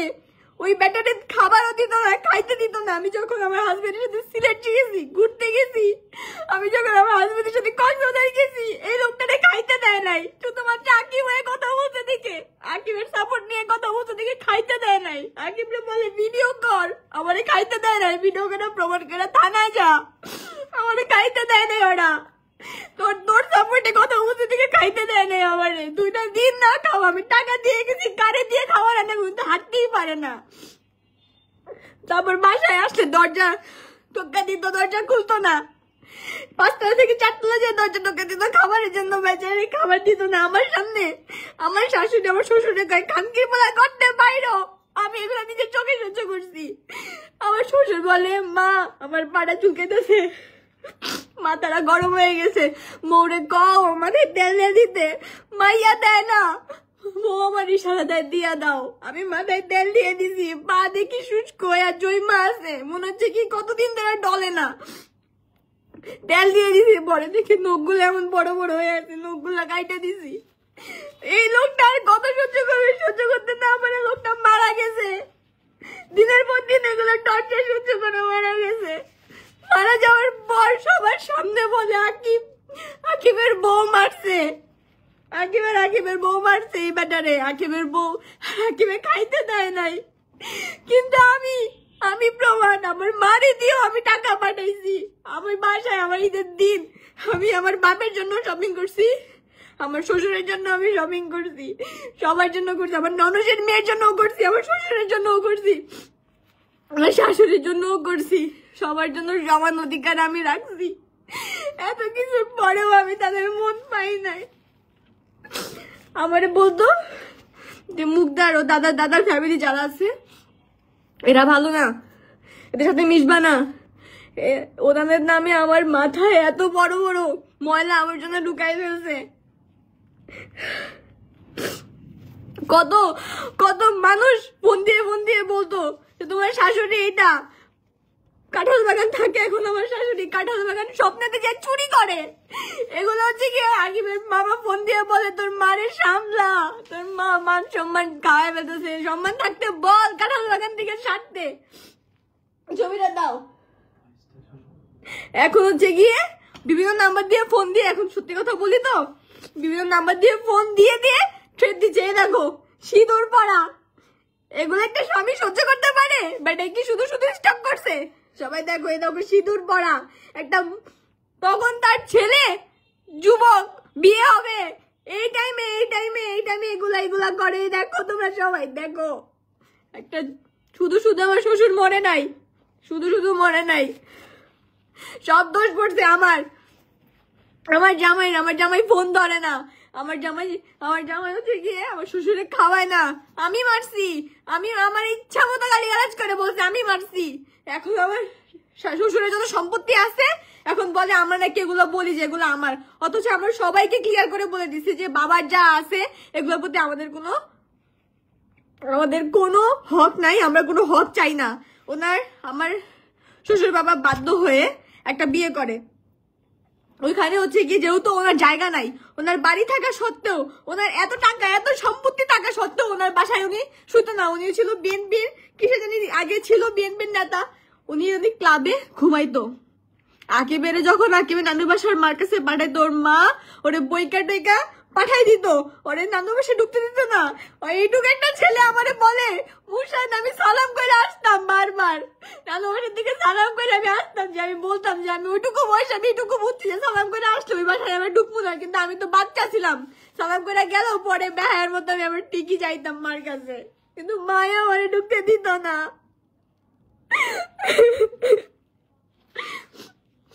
এগুলা দিনের পর দিন নিজেরা তো ক্যারেক্টারলেস, নিজেরা তো সবই সংসার করতে পারে নাই, শ্বশুর শাশুড়ির সাথে সম্পর্ক রাখতে পারে নাই, এখন আমার সাথে এগুলা করে। দিনের পর দিন আমি এগুলো সহ্য করছি, আমি চুপ করেছিলাম, আমি কাউরে কিচ্ছু বলি নাই, আমি এগুলো সহ্য করে আছি। আমি আর আমার স্বামীর সাথে ভালো আছি, এগুলো কারো সহ্য হইতেছে না। আমি এমনিও বলছি, আপনার যৌতুক লাগবে, আমার বাপ যৌতুক দিবে, তাদের কি লাগবে বলেন, আমার বাপ সব দিবে, তবুও না, তবুও তারা শান্ত হয় না, এই একদিন ভালো থাকলে দুদিনের দিন আবার এক। আমি কি করবো আমি নিজেও জানি না। তারপর আসি আমার ননসের কথা। আমার শ্বশুর হচ্ছে গিয়ে, আমি ধাপে ধাপে আসি। আমার শ্বশুর যেহেতু ওইখানেই থাকতো, বেশিরভাগ সময় ওইখানেই থাকতো, আমরা ওইখানে টাকা পয়সা যা আছে সব পাঠাইতাম। তো ওই মহিলার সাথে কথা বলে মাঝে মাঝে বিকাশ নাম্বার নিয়ে পাঠাইতাম। তো ওই মহিলা যথেষ্ট করছে বাবার জন্য, ওনার সেলুট। তারপর আমরা বাধ্য হয়ে, যাই হোক, ঈদের দিন সব ঠিক, মার্চ এপ্রিল ফেব্রুয়ারিতে, আচ্ছা আমার শ্বশুর বাবা কি বলছে দেখেন, আমি সব দেখে যে লাস্ট বললাম না, বাবা বলছে ভিডিও করে দেখেন। আমি আমার ইচ্ছাতে আগে দোকান দিচ্ছি, এক দোকান দিয়ে দিচ্ছি। হ্যাঁ, মাঝে মধ্যে আমি থাকবো, যদি বাড়িতে থাকে আপনার ডাক্তার নাই, কোনো দামে দেওয়ার নাই, কেউ দামে দেওয়া নাই। থাকবি আমার মন্দিরে আমি বাড়িতে থাকলাম,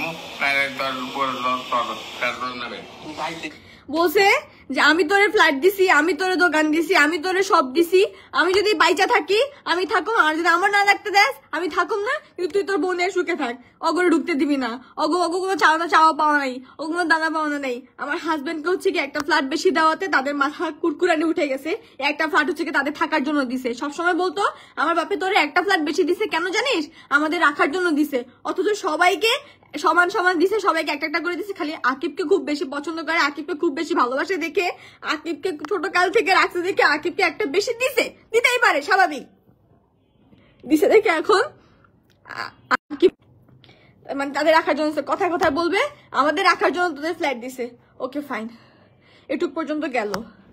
রোজার ঈদ আসছে, আমি সবার জন্য প্রত্যেক ঈদে হচ্ছে কি, আমি তো জানতাম না যেহেতু আমার বিয়ের ফার্স্ট ঈদ, মামা হচ্ছে মানে ওদের যে মামা, ওই মামাদের সবাই সম্মান করে, সবাই অনেক আদর, মানে সবাই ওনাকে ভয় পায়। তো উনি হচ্ছে গিয়ে প্রত্যেক ঈদে নাকি সবাইকে সালামি দেয়, প্রত্যেক ঈদ হচ্ছে কি সবাইকে শপিং করার জন্য টাকা দেয়, আর হচ্ছে কি একটা ইফতার পার্টির আয়োজন করে। তো সেম মামা আয়োজন করছে, করার পর আমাদের ইনভাইট করার পর আমরা গেছি। তো যাওয়ার দিন আমরা স্টার্ট করছি, মামা আমার সাথে, আমার আরেকটা ভাবি আছে মানে আমার যা, ওনার সাথে দুষ্টামি করতেছে দেখে মানে আমার ছোট খালা মানে দুষ্টামি করতে দিতেছে না,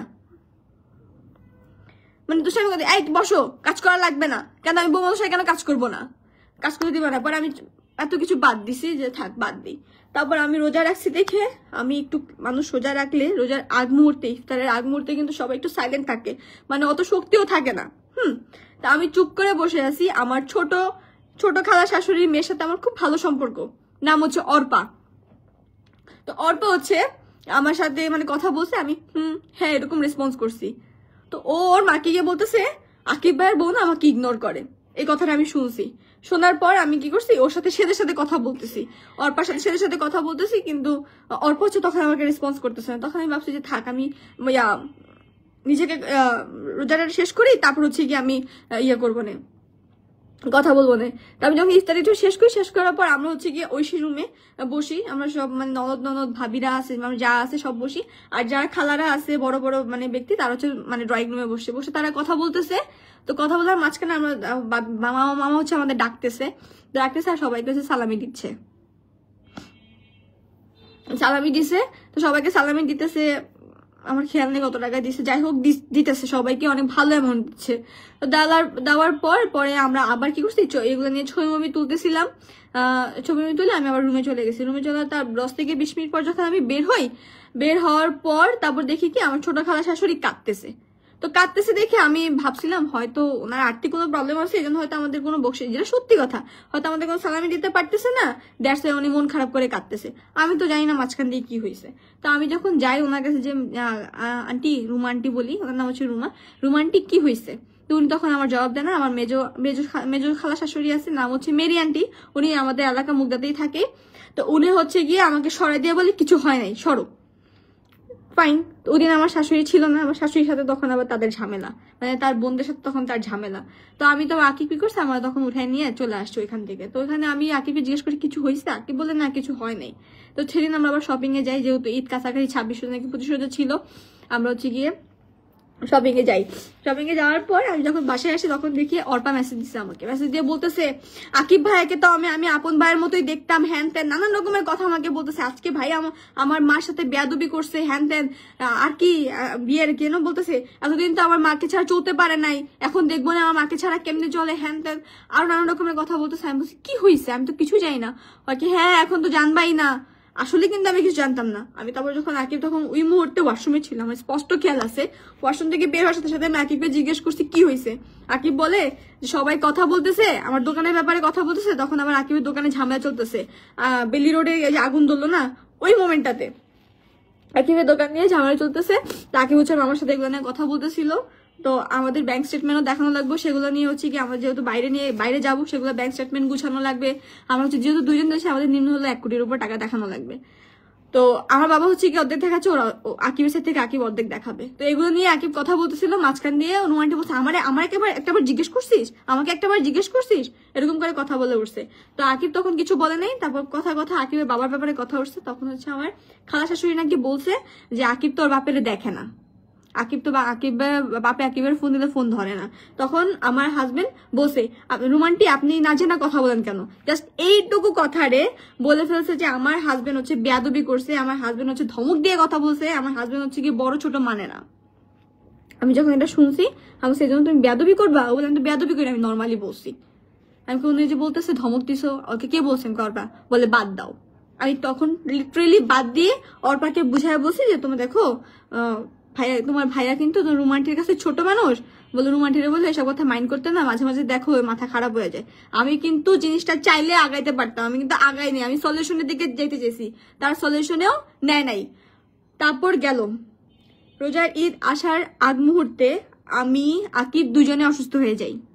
মানে আমরা ফার্স্ট ঈদ আমি অসুস্থ, যে আমি নিজেকে খুব কন্ট্রোল করি যে না আমার যতই অসুস্থ হোক আমি এবার আমার হাজবেন্ডের সাথে বেস্ট ঈদ পালন করবো। আকিবের ইন্টেনশন এরকম যে আমার ওয়াইফের সাথে আমি বেস্ট ঈদ পালন করবো। 4 রাতের দিন আমি আমার ফ্রেন্ড, আমি অসুস্থ দেখে আকিব তো আমাকে মানে আকিব ভয় পায়, আমি অসুস্থ হয়ে গেলেও ভয় পায় কি আমার মনে কিছু হয়ে যাবে, এজন্য আমার ফ্রেন্ড যারাকে নিয়ে আসে। 4 রাতের দিন ও একটা মানুষ ঈদ তার পরিবারের সাথে করে থাকে, কিন্তু আমার এই ফ্রেন্ড আমার জন্য এত স্যাক্রিফাইস করছে যে ঈদটা পর্যন্ত আমার সাথে করছে। মেহেদির দিন আমি বেলি রোডে গেছি মেহেদি পড়তে। তো বেলি রোডে থাকা অবস্থায় স্ন্যাপ দিছে অয়ন্তী আমাকে, মানে আমার ননসের মেয়ে স্ন্যাপ দিছে যে ও মার পায়ে হচ্ছে ব্যান্ডেজ করা। সাথে সাথে আমি ফোন দিয়েছি কি হয়েছে মোর, বলতেছে অ্যাক্সিডেন্ট করছে। পরে আমি কি করছি মেহেদিতে দেওয়া শেষ করি, সাথে সাথে হচ্ছে আমি আমার ননসের রুমে গেলাম, 4 তলার রুমে ঢুকছি, আর 5 তলায় না ঢুকে। তখন হচ্ছে গিয়ে আমার বাবা ছিল বাসায় 5 তলাতে, আমার বাবা আমাদের বাসায় থাকতো, মানে আমাদের 2টা রুম ছিল, একটা রুমে চুনি থাকতো, আরেকটা রুমে আমরা থাকতাম। তো উনি হচ্ছে গিয়ে বাস্তালে, আমি সরাসরি কি করছি আমার ননসের রুমে ঢুকছি। রুমে দিয়ে ঢুকে আমার ফ্রেন্ডও ছিল, ফ্রেন্ডও জিজ্ঞেস করতেছি কি হয়েছে আবু কেমনি কি। তখন আমার ননসের সাথে ভালো সম্পর্ক। ওই আমি যখন বের হয়ে যাবো ওই মোমেন্টে দেখে আমার ছোট খালা শাশুড়ি ঢুকছে, ঢুকার পর আমি সালাম দিয়ে উনি সালামে জবাব দেয় নাই।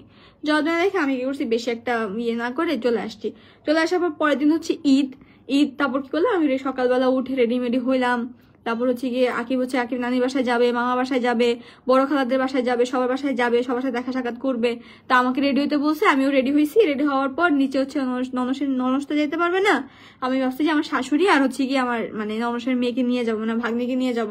তো বাবার সাথে বাবার পা ধরে আমি সালাম করে বাবার থেকে মানে মানে যতটুকু পারছি মানে কথা মতো বলে বাবাকে খাবার টাবার দিয়ে আমি নিচে গেছি 4তলাতে।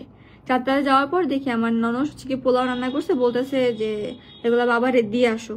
এবার আমি যখন দিতে গেছি তখন আমার ননসী বলতেছে তুমি তো সাদা জামা পরছো, তোমার তরকারি রাখলে তোমার জামা নষ্ট হয়ে যাবে, আমি অয়ন্ত্রী দিয়ে পাঠাই। অয়ন্ত্রী দিয়ে পাঠাইছে। পাঠানোর পর আমি ওই রুমে তাকায় দেখি কি আমার শাশুড়ি ঘুমাচ্ছে। তো একটা মানুষ ঘুমাচ্ছে দেখে আমি আর জাগাইনি।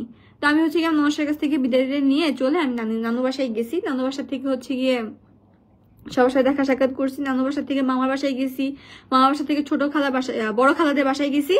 বড় খালাদের বাসায় যাওয়ার পর দেখি কি আমার ননদেরা আসছে, মানে আমার ছোট খালার বড় মেয়ে ছোট মেয়েও আসছে। আসার পর আমাকে আর হচ্ছে গিয়ে আকিবকে সাথে ওদের বাসায় যাওয়ার জন্য। কিন্তু বড় মেয়ে যেটা ওটা হচ্ছে গিয়ে অর্পাকে মানে এরকম করে ঠেলা দিয়ে আর হচ্ছে গিয়ে ইশারা দিয়ে বলতেছে যেন আমাদের না বলে। সেটা আবার আমি দেখে ফেলছি।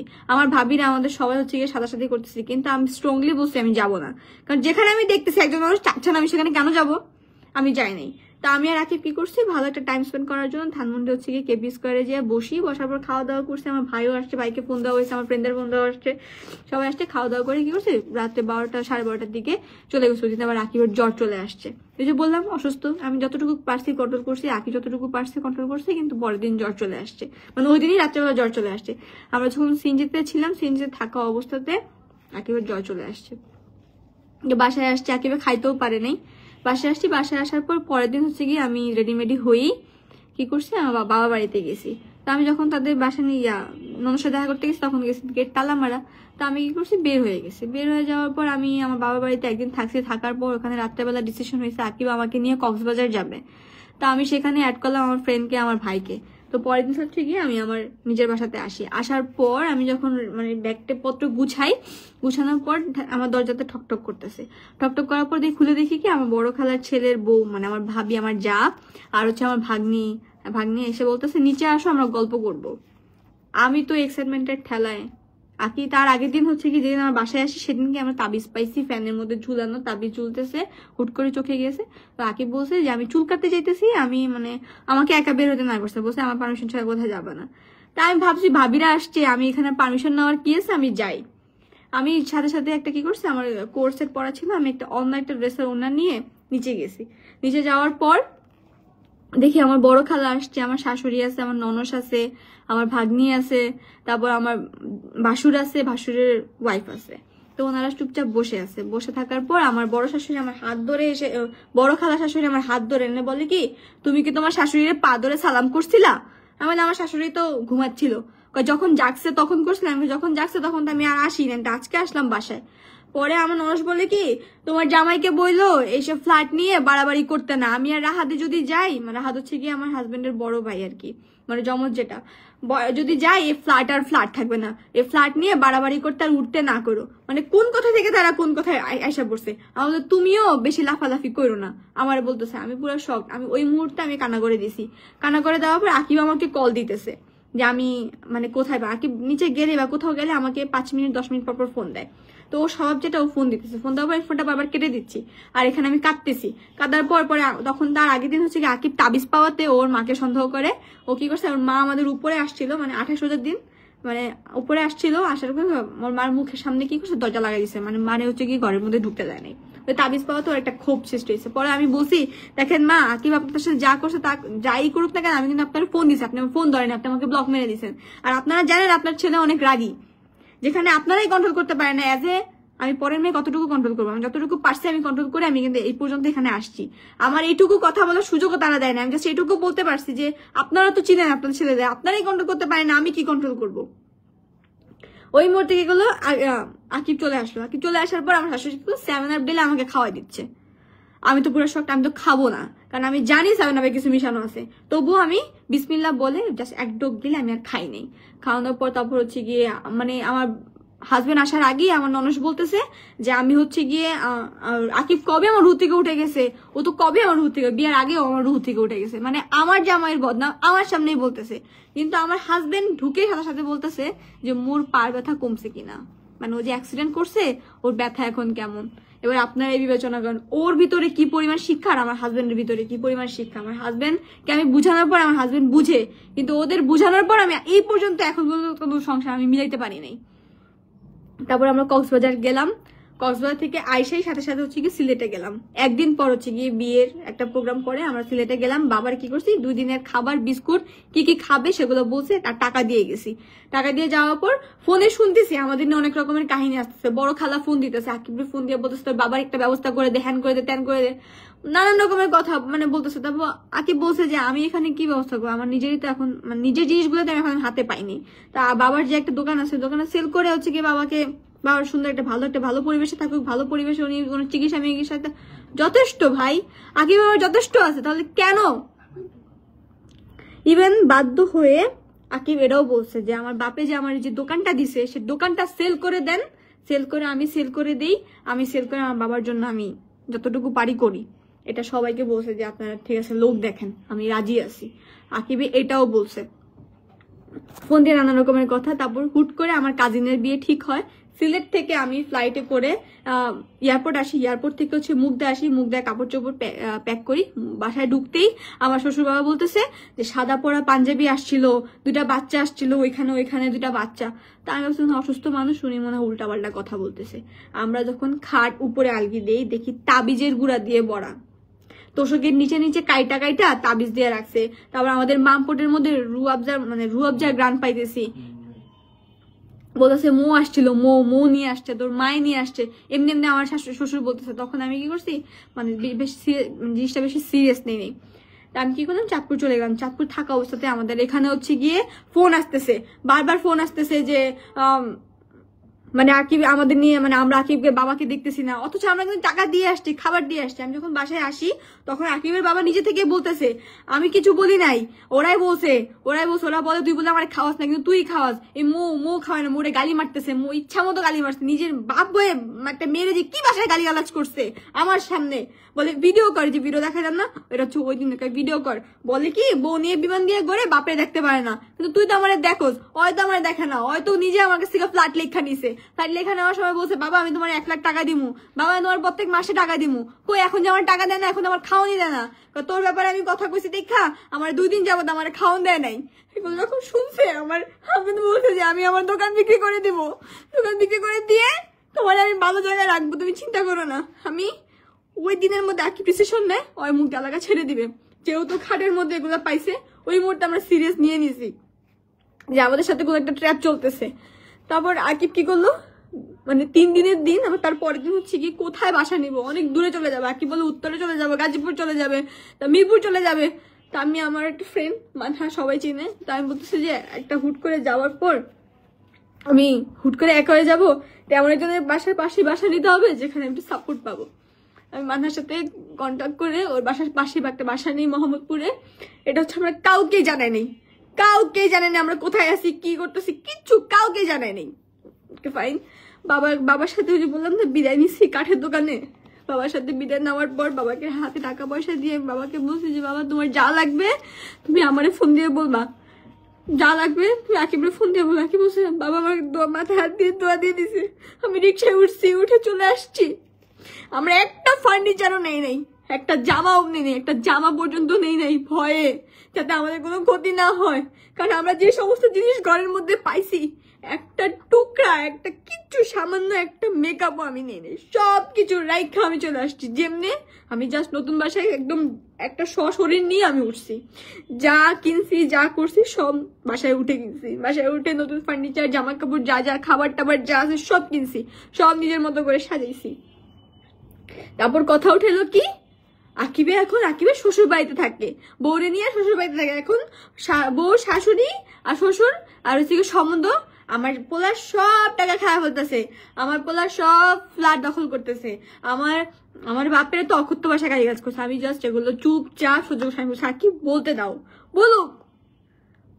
বলতে দাও। সাকিব বারবার বলতো ফোন দিয়ে বলবো, আমি ওর ফোন দিয়ে দিতাম না। সবাই ব্লক মারছি, সবাই। আকিব আমার ব্লক মারতে বসে, আমি আকিবের বলছি যে ব্লক মারছি, কিন্তু আমি কাউরে ব্লক মারি নেই। দিনের পর দিন হচ্ছে গিয়ে ওনারা আমি কি করি, কই যাই না যাই, আমি যে এত দূরে, তবুও তারা দিনের পর দিন আমাকে তাবিজ করতো।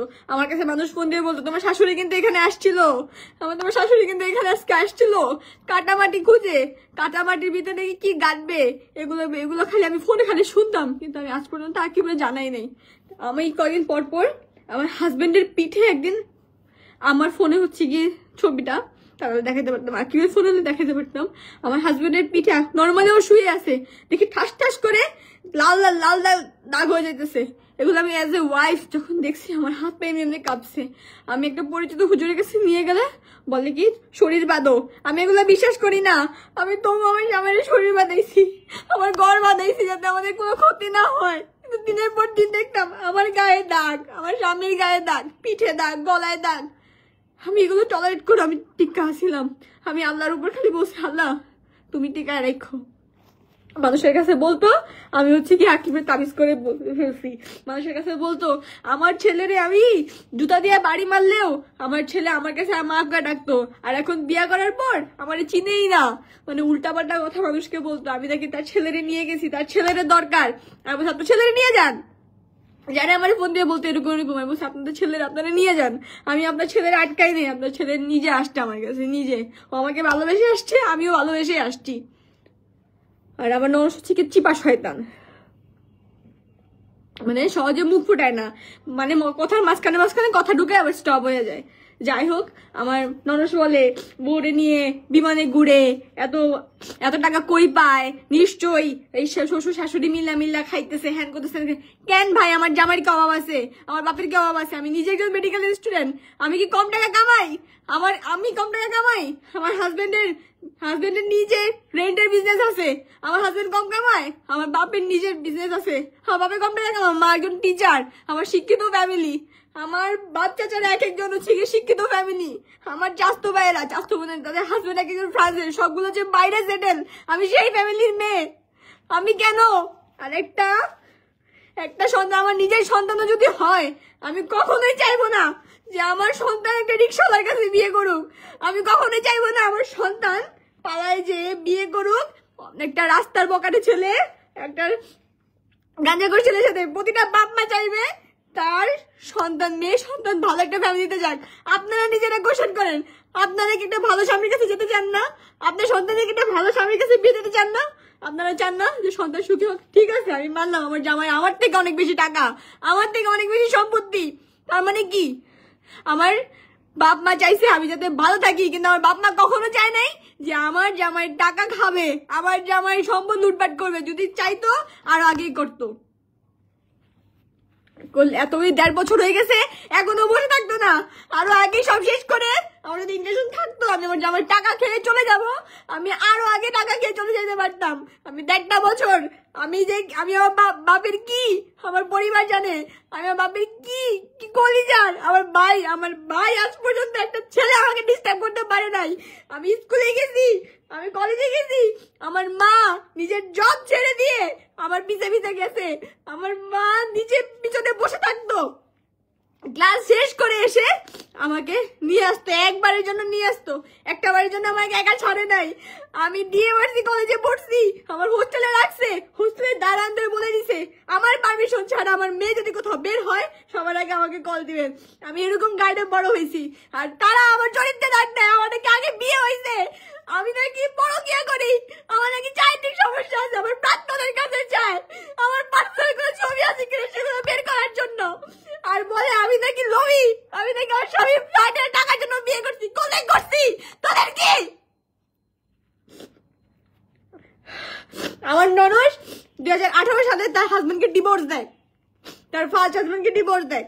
সেগুলোর কাহিনী আমি 2022 যখন আগের সাথে রিলেশন হয় তখন হচ্ছে কি আমি এগুলো শুনে আমাকে বলতো তার হাজবেন্ড তাকে ছুরি দিয়ে মারতে আসে, তার ছোট সন্তান তার কোলে ছোট সন্তানকে মারতে আসে। আমি যখন তার হাজবেন্ডের সাথে পরিচয় হই, তার হাজবেন্ড আমাকে যেসব প্রমাণ দিছে, তার হাজবেন্ড যখন আমাকে যেসব জিনিস দেখাইছে, তখন আমার নিজের একটা মেয়ে হয় ওই মেয়ের প্রতি ঘৃণা জমাইছে।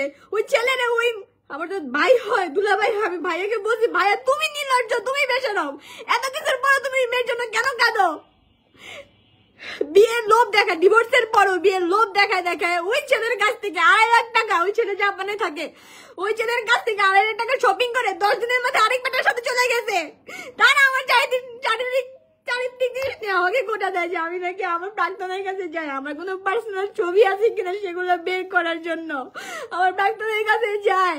মিরপুরে যা দেখা করতে চায়, আমার প্রাক্তন একটা ভালো মানুষ দেখে আমার হাজবেন্ডকে ইনফর্ম করে যে মুর্শাদ একটা বাচ্চা মানুষ ছিল, ওর সাথে কি হয়েছে না হয়েছে সব বাদ, কিন্তু মুর্শাদের সাথে আমার এমন কিছুই নাই, তোমার ফ্যামিলিকে কন্ট্রোল করো যে ওই ছেলেটা কতটুকু ভদ্র হইলে আমার হাজবেন্ডকে জানাতে পারতাম। আমার হাজবেন্ডকে জানে, আমার হাজবেন্ড আমাকে এগুলো ভয়ে বলে নাই, কষ্ট পাবো দেখে, কিন্তু পরবর্তীতে আমি জানছি। আমি যখন মোহাম্মদপুর বাসায় শিফট হই তার 17 দিন পর আমার শ্বশুর বাবা মারা যায়। যেদিন মারা যায় সেদিন আমি কালা রোজে গেছি ধানমন্ডিতে, আমার বান্ধবী ছিল আমার বাসায়, উনি ও প্রমাণ। আমি আমার শাশুড়ির জন্য পাঞ্জাবি কিনছি, ওদিন ভোর 4টা বাজে আমার ফোন দিছে, ফোন দিয়ে বলতেছে মা আমি মনে আর বাঁচুম না, আমার মেডিকেলে নিয়ে যাও। আমি বাবারে বলি বাবা কালকে চাঁদ রাত, পরশুদিন ঈদ, আমি তোমার ঈদের পরের দিন নিয়ে যাবো না। জান্নাতের দিনে আমার বাবা মারা যায়, আর ওনারা বলে আমি নাকি তাদের ফোন ধরি না, আমি নাকি আমার শ্বশুর বাবারে দেখি না।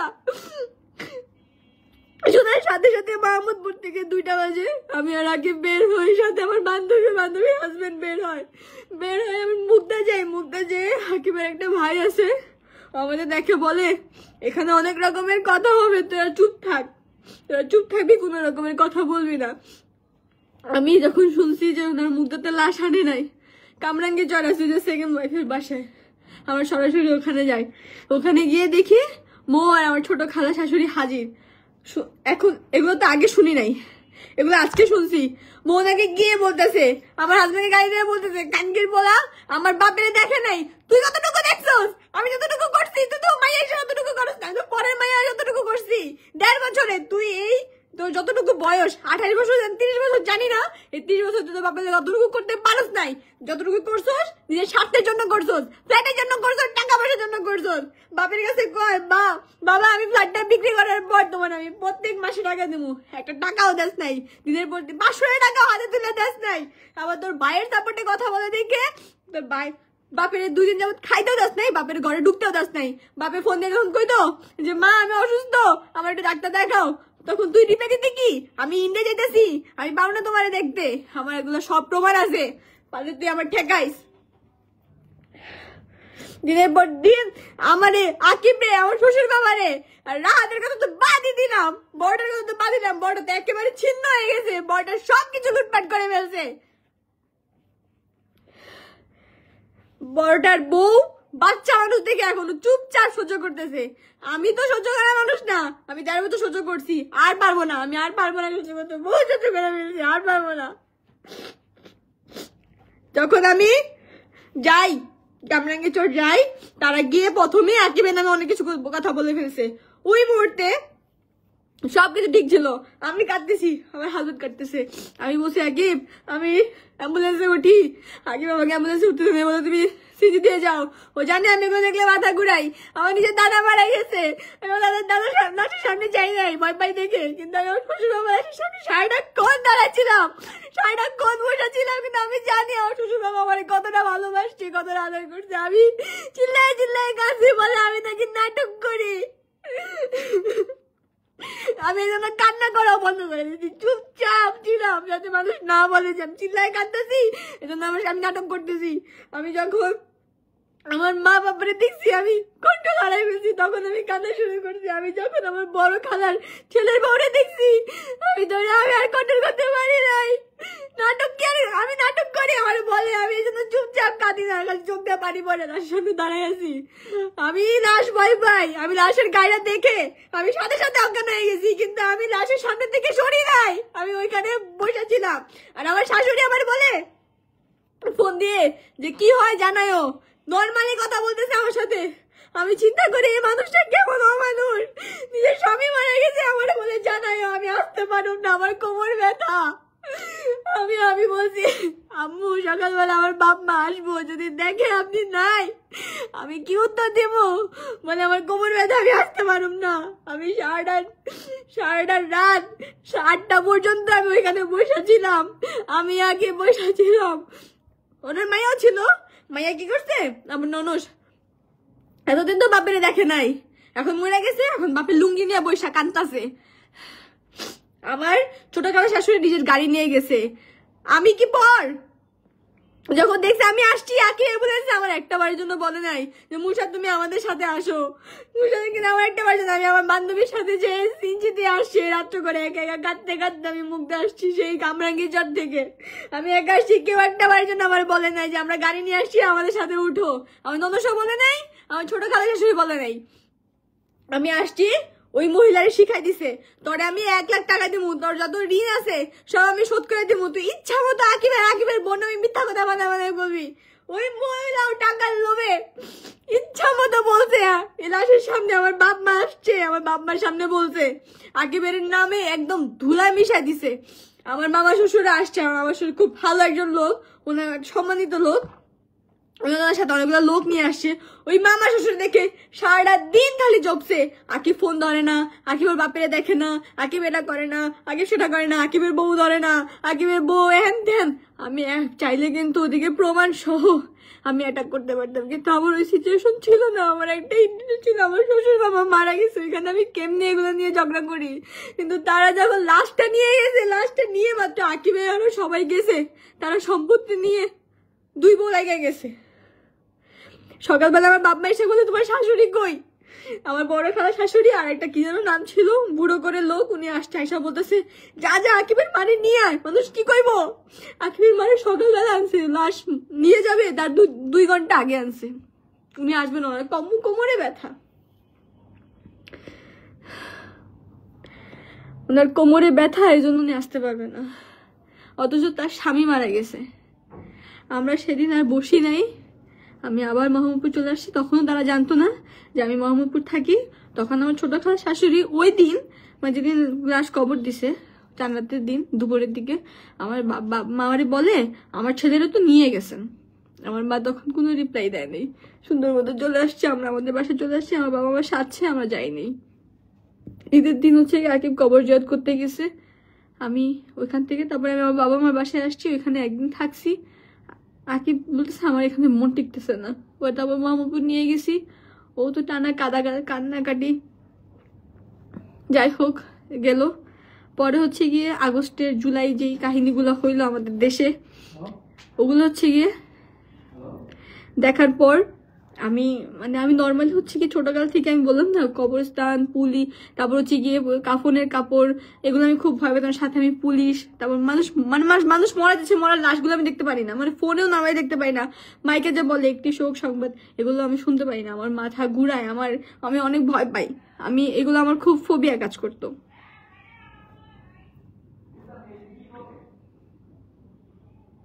ওই যে ফোন চলে আসছে, আমি আজকে থামবো না। এগুলো দেখে জুলাই, মানে এগুলো আমি যখন ফেসবুকে স্ক্রল করতেছি, সবাই তো ওই মোমেন্টটা দেখলো, সবাই তো জানো সবার কেমন লাগতেছে। তার মধ্যে আমি একটা ভীতু, আমি ওখানে পুরো আমাদের তখন আমি যে মোহাম্মদপুর বাসাটা নিচ্ছি, ওই বাসাতে আমি আমার হাজবেন্ড থাকি, অনেক বড় ফ্ল্যাট নিয়েছিলাম, 3 রুমের ফ্ল্যাট নিয়েছিলাম, অনেক বিশাল বড়, মানে আমি কিচেন রুমে যাইতে পারতাম না, আমার খুব ভয় লাগতো, আমার কাছে মনে হইতো এই তো জানলা দিয়ে গুলি মারতেছে। আর আমি যে বাসাতে ছিলাম, বাসার সাথেই হচ্ছে গিয়ে র‍্যাব 2 অফিসটা, আমার কাছে এখনো ভিডিও আছে, আমি ছাদে বসে বসে ভিডিও করছি যে তারা গুলি করতেছে। এগুলো আমি যখন দেখছি আমার ট্রমা হয়ে গেছে। আমি সেদিন রাতে 9টা বাজে রওনা দিছি, আমার জ্বর উঠে গেছে, আমার নাক মুখ লাল হয়ে যাচ্ছে। আকিব বাধ্য হয়ে আমাকে বাইক নিয়ে বের হয়েছে, র‍্যাবের আমাকে আর আমার হাজবেন্ডকে বেরোতে দিবেই না। আমি আমার বাবার কথা বলে তারপর আমার বাবা, আমি প্রথমে এভাবে বলছি যে শিকদার মেডিকেলে আমার বাবা আছে, বাবাকে দেখতে যেতে হবে। পরে হচ্ছে কি পুলিশ আমাকে ছাড়ে, আমাদের 4 রাস্তার মোড়ে, মোহাম্মদপুর 3 রাস্তার মোড়ে আমাদের আটকায়, বলে তখন বলি যে আমরা শিকদার মেডিকেলে যাবো। শিকদার মেডিকেলে যাওয়ার পর আর কোনো অপশন নেই, চারদিকে খালি আগুন আর আগুন। হাজারিবাগের দিকে হচ্ছে আমার ফ্রেন্ড থাকে, ফ্রেন্ডকে ফোন দিই, ফ্রেন্ড বলে আয় এখন চলে আয়। তারপর হচ্ছে ওদের বাসায় ওই দিন রাত থাকি, তারপরের দিন রাত থাকি। তারপর হচ্ছে কি কারফিউ দেয়, কারফিউ দেওয়ার পর হচ্ছে মাঝখান দিয়ে 3টা থেকে 5টা পর্যন্ত যে কারফিউ বাদ থাকে, ওই 3টা থেকে 5টার মধ্যে আমরা বের হয়ে যাই, আমার বাবার বাসায় আসি। আসার পর মাঝখান দিয়ে কিন্তু সব রিল্যাক্স, সবকিছু ঠান্ডা হয়ে যায়, মানে আর কোনো ঝামেলা নাই। আগস্টের 4 তারিখ ছিল আমার জন্মদিন। আমার হাজবেন্ড হচ্ছে গিয়ে আমার জন্য খুব সারপ্রাইজ রেডি রাখে, কিন্তু আনফর্চুনেটলি এগুলো কিছুই হয় নাই। আমরা মোহাম্মদপুর আবার চলে যাই। চলে যাওয়ার পর 4 তারিখে আমার জন্মদিনের দিন আমি খালি হেলিকপ্টার দিয়ে হচ্ছে গিয়ে বোম ফেলতেছে, হেলিকপ্টার দিয়ে হচ্ছে গিয়ে আগুনের শিকা ফেলতেছে, তারপর গুলির আওয়াজ, এগুলো আমি শুনতেছি। শোনার পর আমরা সাথে সাথে বের হয়ে যাই। অনেক মানুষ আমাদের বলে এদিক দিয়ে যান, এদিক দিয়ে যান। আমরা 3 ঘন্টা লাগে নারায়ণগঞ্জে আসছি, লাশের গন্ধ শুনে শুনে আসছি। ট্রমা হয়ে গেছিলাম, বাধ্য হয়ে আসছি। আসার পর ওইখানে থাকছি কিছুদিন, থাকার পর অনেক প্রবলেম হয়েছে। প্রবলেম হওয়ার পর আমি বললাম না, আমার মামা খুব সম্মানিত ব্যক্তি ছিল। মামা কি করছে, আমাদের বাসায় আসছে, থাকছে। এখন মামার আলহামদুলিল্লাহ অনেক ভালো টাকাওয়ালা। এখন মামা আমার বাসায় আসছে বেড়াতে। তো মামা বেড়াতে আসছে দেখে এখন নাকি আমি আর আকিব নাকি মামাকে ভাঙ্গায় খাচ্ছি। ফেসবুকে স্ট্যাটাস দেয় কুটিপতির। আমার বাবার, আমি আগেই বলে রাখি, আমার বাবার একটা দোকান আছে, মানে এখন মানে 1.5 বছর যাবত একটা দোকান মানে উনি বানাইছে আর কি। ওখানে মানে মুদির আছে, তো এখানে মাঝে মাঝে আমার বাবা বসে। তো এগুলো এগুলো বলতে সমস্যা কি? আমার বাবা তো আর হারাম কাজ করতেছে না। উনি আগে একটা ভালো পদে ছিল, এখন উনি রিটায়ার্ড হয়ে গেছে। এখন উনি মানে একটা মুদির দোকান দিয়ে উনি এখন ওনার শরীরে দেয় না, উনি যথেষ্ট বয়স হয়েছে। উনি মাঝে মাঝে গিয়ে দেখে আসে, বসে হ্যান ত্যান যায়। তো এগুলো আমি বলছি আমার বাবা এরকম এরকম। তো ওনারা ফেসবুকে স্ট্যাটাস দেয় মুদির দোকানদারের মেয়ে হ্যান ত্যান, অথচ ওরাই বারবার বলতো যে আকিব কোনো বিজনেস না করে, আকিব যেন কোনো বিজনেস না করে। আকিবের যে দোকান দিছে ওর বাবা, সেই দোকানে যেন বসে। তাহলে আকিব যদি দোকানে বসতে পারে, আমার বাবা বসলে সমস্যা কি? আমার বাবা বসে দেখে মুদি দোকানদারের মেয়ে। যখন আকিব বসতো তখন কি বলতাম, মুদি দোকানদারের বউ বলতো। তবু আমি খুশি ছিলাম, বলুক, সমস্যা নেই। বিভিন্ন রকমের স্ট্যাটাস দেয়, কুটিপতি ভাব নেই, হ্যান করি ত্যান করি। সেগুলো আমি আমার আকিবের তখন বাবা ছিল না, তখন হচ্ছে গিয়ে আকিবের মামা ওদের গার্ডিয়ান, আকিবের মামাকে আমি দেখাই, আকিবের মামিকে আমি দেখাই, দেখানো করি, আমাকে বুঝায়, বলে শান্ত হও মুর্শাদ, এগুলো আমাদের সাথেও হয়, এগুলো বাদ দাও, তুমি ওদের ব্লক মেরে দাও, ওদের দেখো না। আকিব কি করে আমার ফোন নিয়ে ব্লক মেরে দেয়, আকিব হচ্ছে গিয়ে আকিবও ব্লক মেরে দেয়। শুধুমাত্র আমার ননদকে আমি ব্লক মারি নাই। আমার ননদ হচ্ছে গিয়ে আমার কাছ থেকে টাকা নিয়েছিল। আকিব বলছিল তুমি এখন টাকা চাইবা, আকিব বলছে এখন টাকা চাইবা। আমি যখন টাকা চাই তখন আমাকে উল্টাপাল্টা কথা বলে যে আমি হচ্ছে গিয়ে আমার হাজবেন্ডকে শিখাই, আমি আসার পর হচ্ছে গিয়ে আমি কলঙ্কিত মেয়ে, আমি আসার পর আমার শ্বশুর বাবা মারা গেছে, আমি আসার পর তাদের ফ্যামিলি ধ্বংস হয়ে গেছে, আমি আসার পর আকিবের সবকিছু লুটপাট করে ফেলছি, আমি আসার পর আকিবের টাকা খেয়ে ফেলছি, আমি আসার পর আকিবের খাওয়াদের সাথে ভালো সম্পর্ক রাখতে পারে না, আমি আসছি দেখে ওদের ফ্যামিলি বিচ্ছিন্ন হয়ে গেছে, আমি কেমন ওয়াইফ, আমার বাপ মা তুলে গালিগালাজ করতেছে। তখন আমিও থামি নাই। তখন আমি বলছি অন্তত তোমাদের মতো আমি নাটক করি না, তোমার মার মতো তোমার বোনদের মতো আমি নাটক করি না, অন্তত আমি এটা বলছি। এই নাটকের কথা বলছি দেখে আমি কি করছি, আর কথা না বাড়ে আমি ব্লক মেরে দিয়েছি। ব্লক মেরে তার স্ন্যাপে এসে আমাকে দুনিয়ার গালিগালাজ করছে। আমি সবগুলোর স্ক্রিনশট আমি আমার ফোনে দেখে আমি দেখাইতে পারতেছি না, আমার টিকটকে আমি আপলোড দিছি, যারা আমাকে টিকটকে ফলো করে তারা দেখতে পারবে আমাকে কি সমস্ত গালিগালাজ করছে। আমি নাকি আমার শ্বশুর বাবা মারা যাওয়ার পর যারা আমার ফেসবুকে ছিল তারা আজ পর্যন্ত কেউ কখনো দেখছো আমাকে বারবিকিউ পার্টি করতে? আমি নাকি আমার শ্বশুর বাবা মারা যাওয়ার পর আমি নাকি খুশিতে বারবিকিউ পার্টি করছি। এটাকে আমার ভিতরে যদি মনুষ্যত্ব বোধ থাকে, আমার দ্বারা কি জীবনও পসিবল? আমাকে এসব ব্লেমও দিছে। আমি কি করছি, সব বাদ দিয়ে প্রায় 2 মাস 3 মাস পুরো স্টপ ছিলাম। ডিসেম্বরে হচ্ছে গিয়ে আকিবের চাচাতো বোনের ছেলের বিয়ে আর কি। তা আকিব বলতেছে যে এরকম শাড়ি পাঞ্জাবি পাঠাইছে, তুমি কি যাবা? আমি বলছি, ও বলতেছে তুমি কি যাবা? আমি বলছি তোমার দাদার বাড়ির ফ্যামিলির সাথে কখনো আমি মিশি নাই, চলো যাই, তুমি যাইতে চাও তোমাকে নিয়ে যাবো। আমি বলছি হ্যাঁ আমি যাবো। আকিব তখন কি করে ওদের ওর ভাইগনার বিয়েতে আমাকে নিয়ে যায়। বিশ্বাস করেন, এদের সাথে যদি আমি প্রথম থেকে থাকতাম তাহলে আমি এত সাফার করতে পারতাম না। এটা আমাকে প্রথম দিন আমার একটাবারের জন্য আমাকে ফিল করায় নাই যে আমি তাদের বউ। আমাকে হচ্ছে গিয়ে তারা বোনের মতো অনেক যথেষ্ট করছে, আমি খুশি। তারপরের দিন হচ্ছে গিয়ে বিয়েতে গেছি, এগুলা কি করছে আমি কই যাই না যে সব তো দেখে। তো এখন বলতেছে আমি নাকি এখন কোথাও পাত্তা পাই না দেখে এখন তাদের কাছে গেছি। আরে ভাই, তাদের কাছে কেমন পাত্তা নেওয়া লাগে? তারা আমাকে চিনছে, আমাকে জানছে আমি মানুষটা কেমন, তারা বুঝতে পারছে অ্যাকচুয়ালি যে আমার ভিতরে কি চলে। আমি একদিন হুট করে একটা ভাইয়া আছে যার সাথে আমার এখন খুব ভালো সম্পর্ক, ভাইয়া বাবিকে আমি বোনের মতোই দেখি, ভাইয়াকে বলতেছি যে ভাইয়া আমার ভিতরে অনেক কষ্ট, আমি কাউরে বলতে পারি না। ভাই বলতেছে আরে, আমি সেদিনও ভাইয়ার কিছু বলতে পারি নাই, খালি বলতাম যে ভাইয়া আমাকে দেখে কি কখনো মনে হয়েছে যে আমি আকিবের টাকার জন্য ফ্ল্যাটের জন্য বিয়ে করছি? বলছে না, তোমাদের আমার চিনা হয়ে গেছে। আস্তে আস্তে তাদের কাছ থেকে শুনতে পাই যে তাদের কাছে নাকি গিয়ে আমার ননস বলতো যে আকিবের বউ হচ্ছে গিয়ে ফ্ল্যাটের জন্য আর টাকা খায়ে আকিবকে ছেড়ে দিবে, আর আমি নাকি ফ্ল্যাটের জন্য আর টাকার জন্য বিয়ে করছি। এবং তারা আমাকে ওপেনলিও বলছে যে তোমাদের সাথে যদি না মিশতাম তাহলে আমি বুঝতামই না। আমরা এটাই বিশ্বাস করতাম যে অ্যাকচুয়ালি আকিবের বউ আকিবের ফ্ল্যাটের জন্য আকিবের টাকার জন্য বিয়ে করছে। এখন আরেকটা কথা বলি, আকিবের হচ্ছে গলার স্বর্ণের চেনের অনেক শখ ছিল। তো আকিব হচ্ছে কি সাহস করে কিনতে পারতো না, কারণ আকিব হচ্ছে মানে ও জানতে ছেলেদের স্বর্ণ পরা হারাম। তা আমি হচ্ছে কি করছি, শখ থাকতে পারে, তা আমি চিন্তা করছি যে আমি কিনে রাখি, ওটা দেখুক তাতেই খুশি হবে। তো আমি তো মুগদা তেমন একটা কিছু চিনতাম না, তো মুগদার আশেপাশে থেকে আমি একটা লোকাল একটা স্বর্ণের দোকান দেখি। তো ওটা আমি কয়েকজনের কাছে জিজ্ঞেস করি, মুগদার আশেপাশে যারা আমার খুব ক্লোজ, মানে জিজ্ঞেস করা, হ্যাঁ ভালো আছে, তোমার হাজবেন্ডকেও চিনে। আমাকে বলতেছে যে হাজবেন্ডকেও চিনে, তুমি এখান থেকে কিনো, তাহলে তুমি পরবর্তীতে কোনো সমস্যা হলে তুমি চেঞ্জ করতে পারবা। আর আমি চাইও না আমি দূরে কোথাও গিয়ে কিছু কিনি, কারণ আমি এখানে চিনি না, হুট করে আমি নিয়ে আসবো, পরে যদি প্রবলেম হয় তখন তো আমি আর যাইতে পারবো না। তাই আমি চিন্তা করলাম আমি এলাকা থেকে নিবো না। আবার আমরা চেন যখন কিনতে যাই তখন নর্মালি জিজ্ঞেস করে না যাবো আপনার বাসা কোথায়, তখন আমি বলছি আমার বাসা এখানে, আমি এলাকার বউ।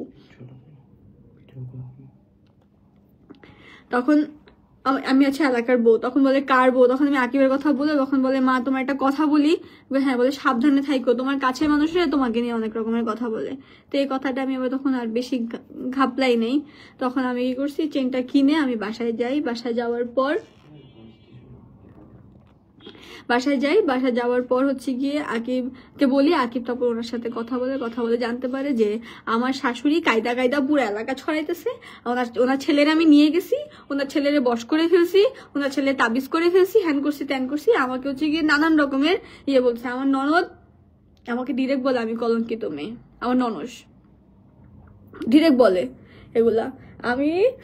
আমার ননস আমার আগে একটা ছেলের সাথে সম্পর্ক ছিল, ছেলের সাথে যোগাযোগ করে আমার সাথে ওর পার্সোনাল ছবি আছে কিন্তু সেগুলো করে। আমি এতদিন চুপ ছিলাম, আমি বলছি যা ইচ্ছা করুক, জাহান্নামে চৌরাস্তায় যাক। হ্যাপি নিউ ইয়ারের দিন, 2025 সালের হ্যাপি নিউ ইয়ারের দিন খবর আসে আমার ননস তার মেয়েকে রাখতে পারবে না, সে আরেকটা বিয়ে করে ফেলছে।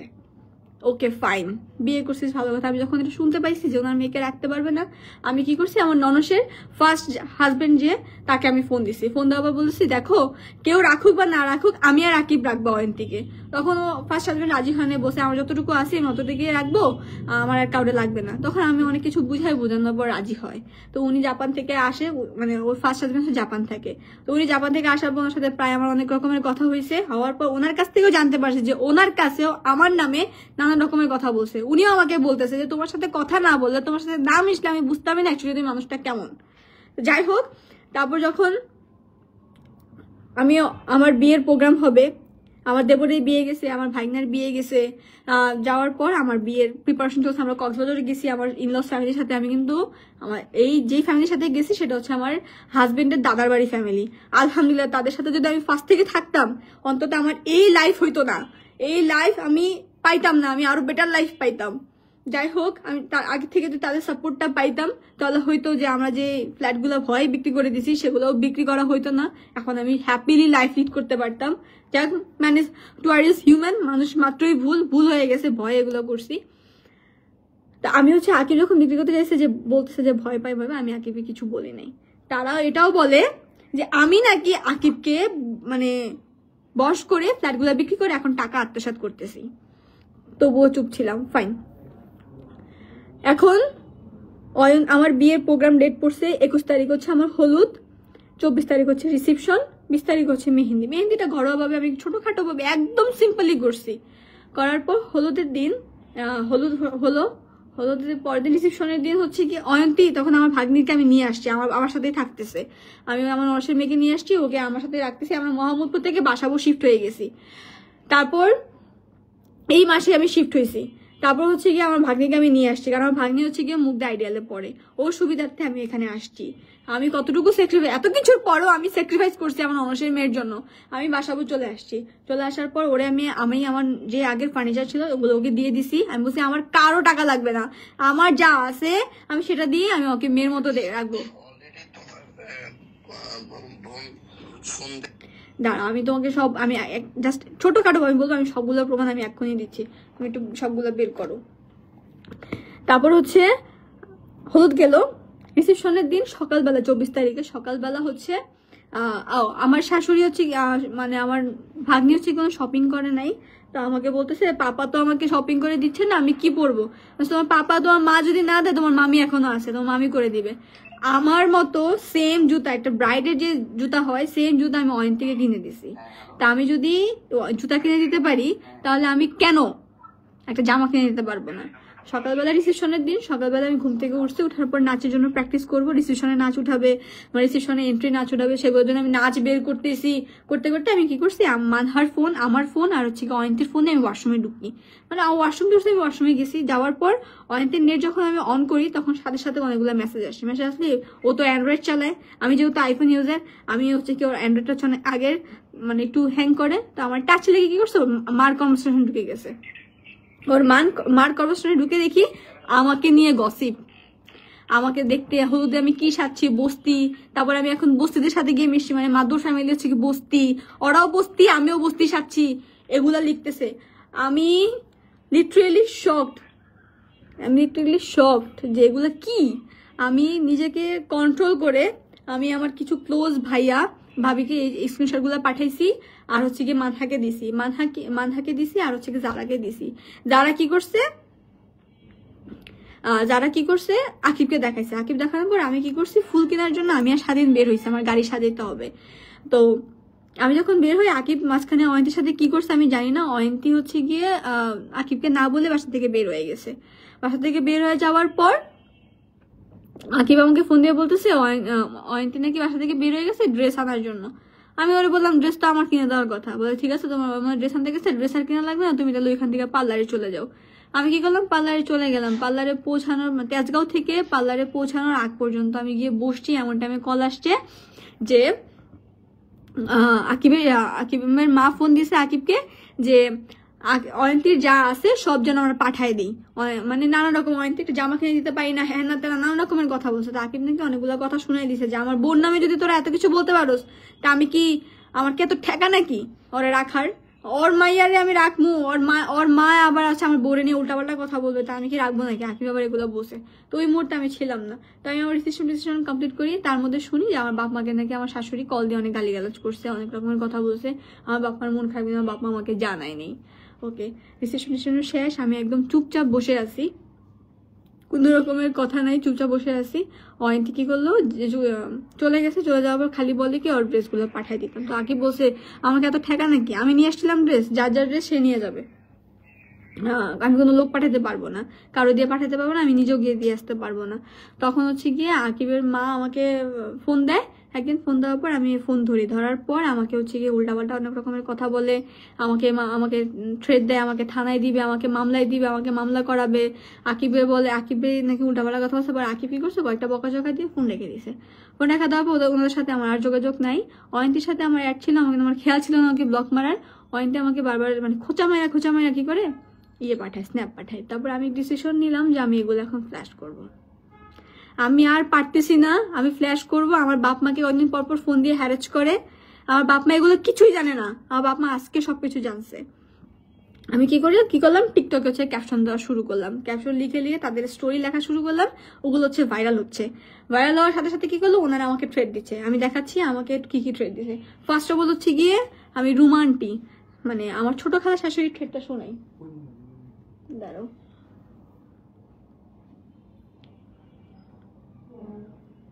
আমার আইডিয়া লগ ইন করো, তাইলেই হবে।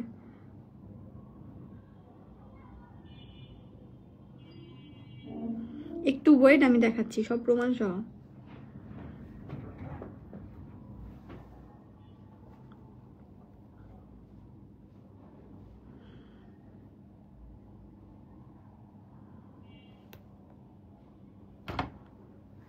সবগুলো হচ্ছে গিয়ে যেহেতু আমার ফোনে আর আমার ফোন থেকে লাইভ করতেছি, তাই হচ্ছে কি আমি সবগুলো দেখাইতে পারবো কিনা জানি না, কিন্তু কালকে থেকে এই পর্যন্ত আমি কি কি হ্যারেজ হয়েছি, আমার বাপ মা কি কি হ্যারেজ হয়েছে, আমি সেগুলো সব দেখাবো।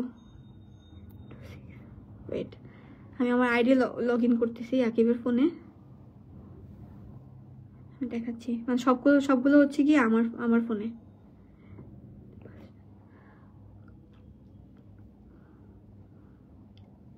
মানে আমি আমার তার মধ্যে আরেক ঘটনা, আকিবের সেকেন্ড ওয়াইফ আমাকে ফোন দিয়ে মাফ চাইছে যে দেখো মো এগুলো আমাকে শিখাই দিছে, দ্যাটস ওয়াই আমাকে বলছে আমার তোমার শ্বশুর বাবা তো এখানে অনেকগুলো ঋণ করে গেছে, তো আমার তো ওই ঋণগুলো পরিশোধ করতে হবে, সেই টাকার লোভ দেখায় আমাকে হচ্ছে গিয়ে এগুলো বলতে বলছে, দ্যাটস ওয়াই আমি বলছি তুমি আমাকে মাফ করে দাও, ওরা তো আমাকে টাকা দিবে বলে টাকা দেয় নাই, তুমি আমাকে মাফ করে দাও।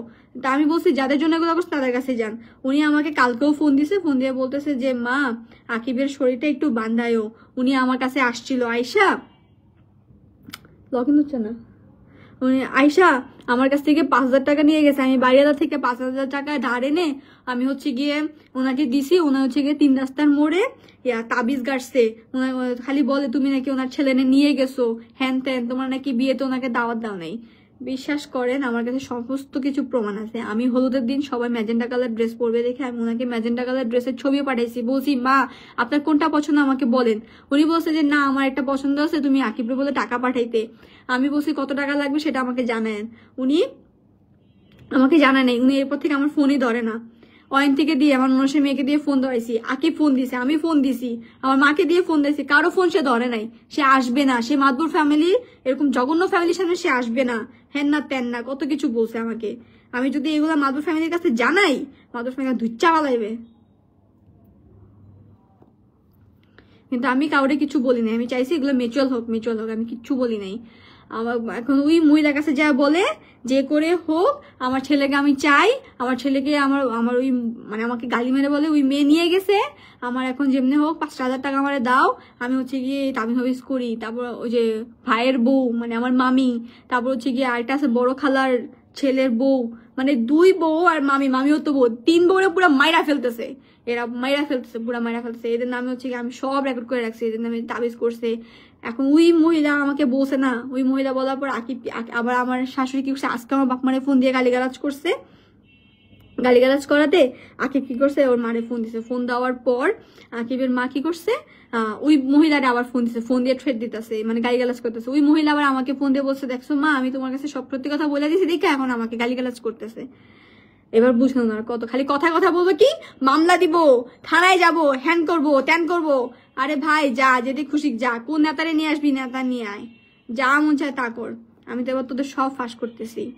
আর আমার ননস কি করছে, প্রথম হাজবেন্ডের বিয়ের লোভ দেখায় 2.5 লাখ টাকার জিনিস জাপান থেকে আনায়, তার 2 দিন পর কি করছে, পাকছে আরেক বেটা নিয়ে। আর ওই মেয়ে আমাকে নিয়ে কথা বলে।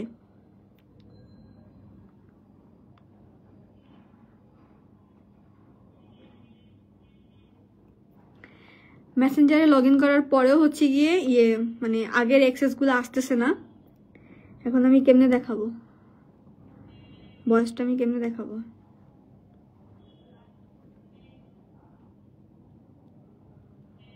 আচ্ছা আমাকে যে থ্রেট দেওয়া হয়েছে, মানে আমাকে যে কয়দিন একটু পর ফোন দিয়ে হচ্ছে গিয়ে গালিগালাজ করছে, যেমন এই একটা নাম্বার থেকে আমাকে গালিগালাজ করছে যে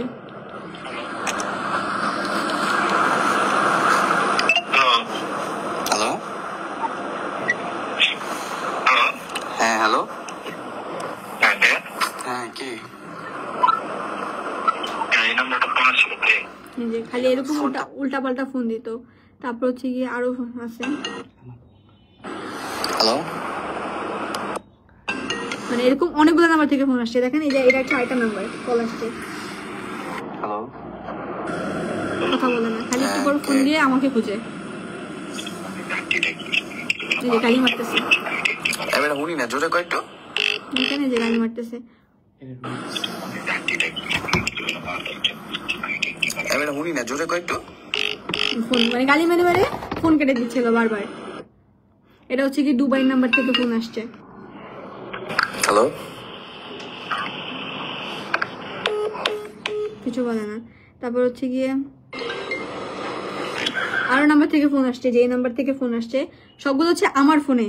আমি এগুলো হচ্ছে গিয়ে ফেসবুকে ওপেনলি আপলোড করব, আমি লাইভে দেখাইতে পারতেছি না। এই হচ্ছে গিয়ে আমার শাশুড়ির সিনারি। এই হচ্ছে গিয়ে আমার শাশুড়ি। আর আমার ননসের কথা তো আমি বাদ দিলাম, ননসের গুলো হচ্ছে গিয়ে আমি এখন দেখাবো। আচ্ছা, এগুলো আমি ওপেনলি আপলোড করব। তার হাজবেন্ড, তার ফার্স্ট হাজবেন্ড আমার সাথে ফোন দিয়ে, সবার সাথে ফোন দিয়ে কাঁদছে শুধুমাত্র এই মেয়েটার কারণে। তারপর এই যে এই মেয়েটা, এই যে অয়ন্তী আমার পাশে থাকছে এতদিন, আমার পাশে থাকছে সারা রাত ফোন টিপে। আমি যখন ফোন চাই, আমি যখন মামি, আমার মামি হিসেবে রেসপেক্টই করতো না, আমাকে ভয় পাইতো না। সারা রাত ফোন টিপে আমি কি করতাম, ওর ফোন নিয়ে যেতাম। ফোন নিয়ে গেলে কি করতো, ইনস্টাগ্রাম থেকে কিসের কার কনভারসেশন ডিলিট করে তারপর আমাকে ফোন দিত। কেন ভাই, তুই ক্লাসে 7-এ পড়স, এইটুকু বয়সে তোর কিসের প্রাইভেসি? আমি কলেজ ওঠার পর আমি ফোন ইউজ করছি, আমার সম্পর্ক থাকা অবস্থায় আমি আম্মুর ফোন ইউজ করছি।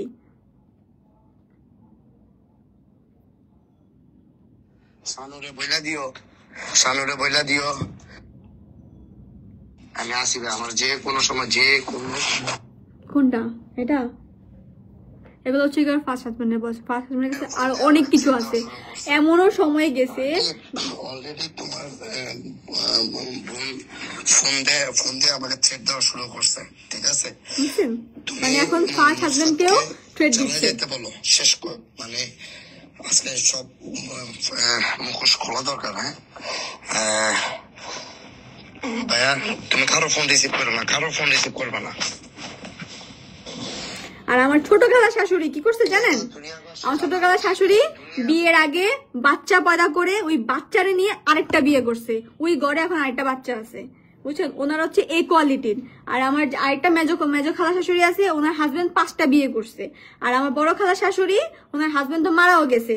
ওনার অনেক কিছু আমার কাছে আছে, অনেক ডকুমেন্টস আছে। উনি কই যায় না যায়, একদিন আমি নিজের চোখে দেখছি বসুন্ধরাতে, একদিন আমি নিজের চোখে দেখছি এক বেটার সাথে হাত ধরে যে হাঁটতেছে, আমি নিজের চোখে দেখছি।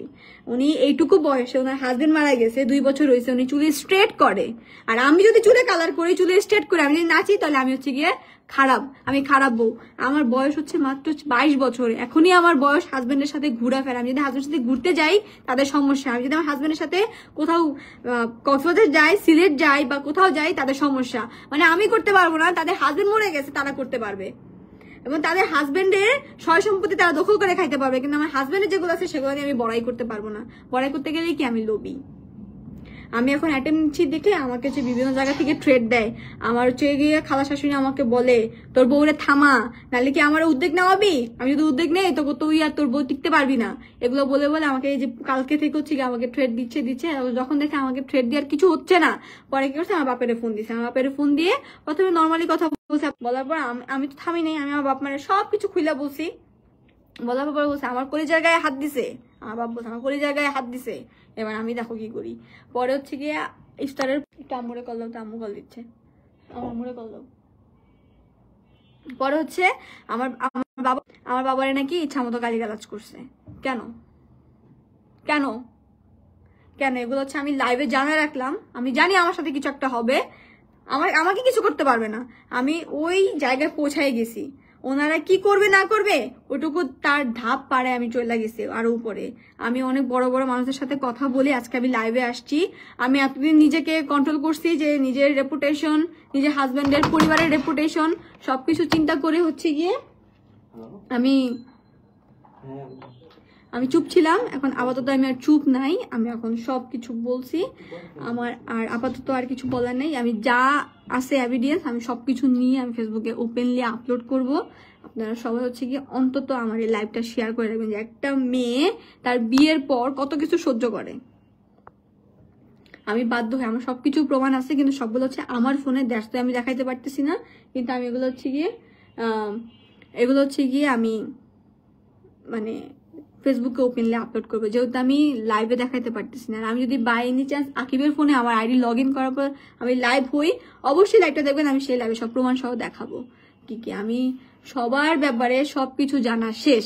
ইভেন বড় ভাই যে আছে, আমার খালা শাশুড়ি বড় ভাইয়ের ওয়াইফ কটা যে চেঞ্জ হয়েছে শুধুমাত্র এদের কারণে, মারছে, কিলাইছে, নিজের মার করোনা হয়েছে, নিজেরা যায় নাই, আরেক বেটিকে ঢুকাই দিচ্ছে ভিতরে। এগুলো সব আছে আমার কাছে, সব ডকুমেন্টস সব কিছু নিয়ে আমি নামছি। এক একজনের মানে ওর ননসেরটা আমি আপাতত দেখাইলাম না, আমার ননসেরটা, কারণ আমার হাজবেন্ড এখন না করতেছে, কারণ আমি আরেকটা লাইভ করব, ওইখানে থেকে আমি সব দেখাবো, আমার ননসের সব কিছু আমি দেখাবো যে এই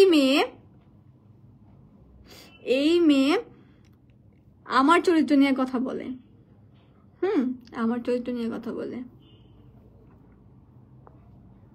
অথচ আমি আমার যদি এতই লোভ থাকতো, আমার যদি এতই টাকার পয়সা ইয়ে থাকতো, আমি কি আকিবের কাছে আসতাম? আমার যে সম্বন্ধগুলো আসছে সেগুলো তো আমি তখনই আকিবের ডিচ মারতে পারতাম, পোল্টি মারতে পারতাম যে আমি তোমার বিয়ে করবো না।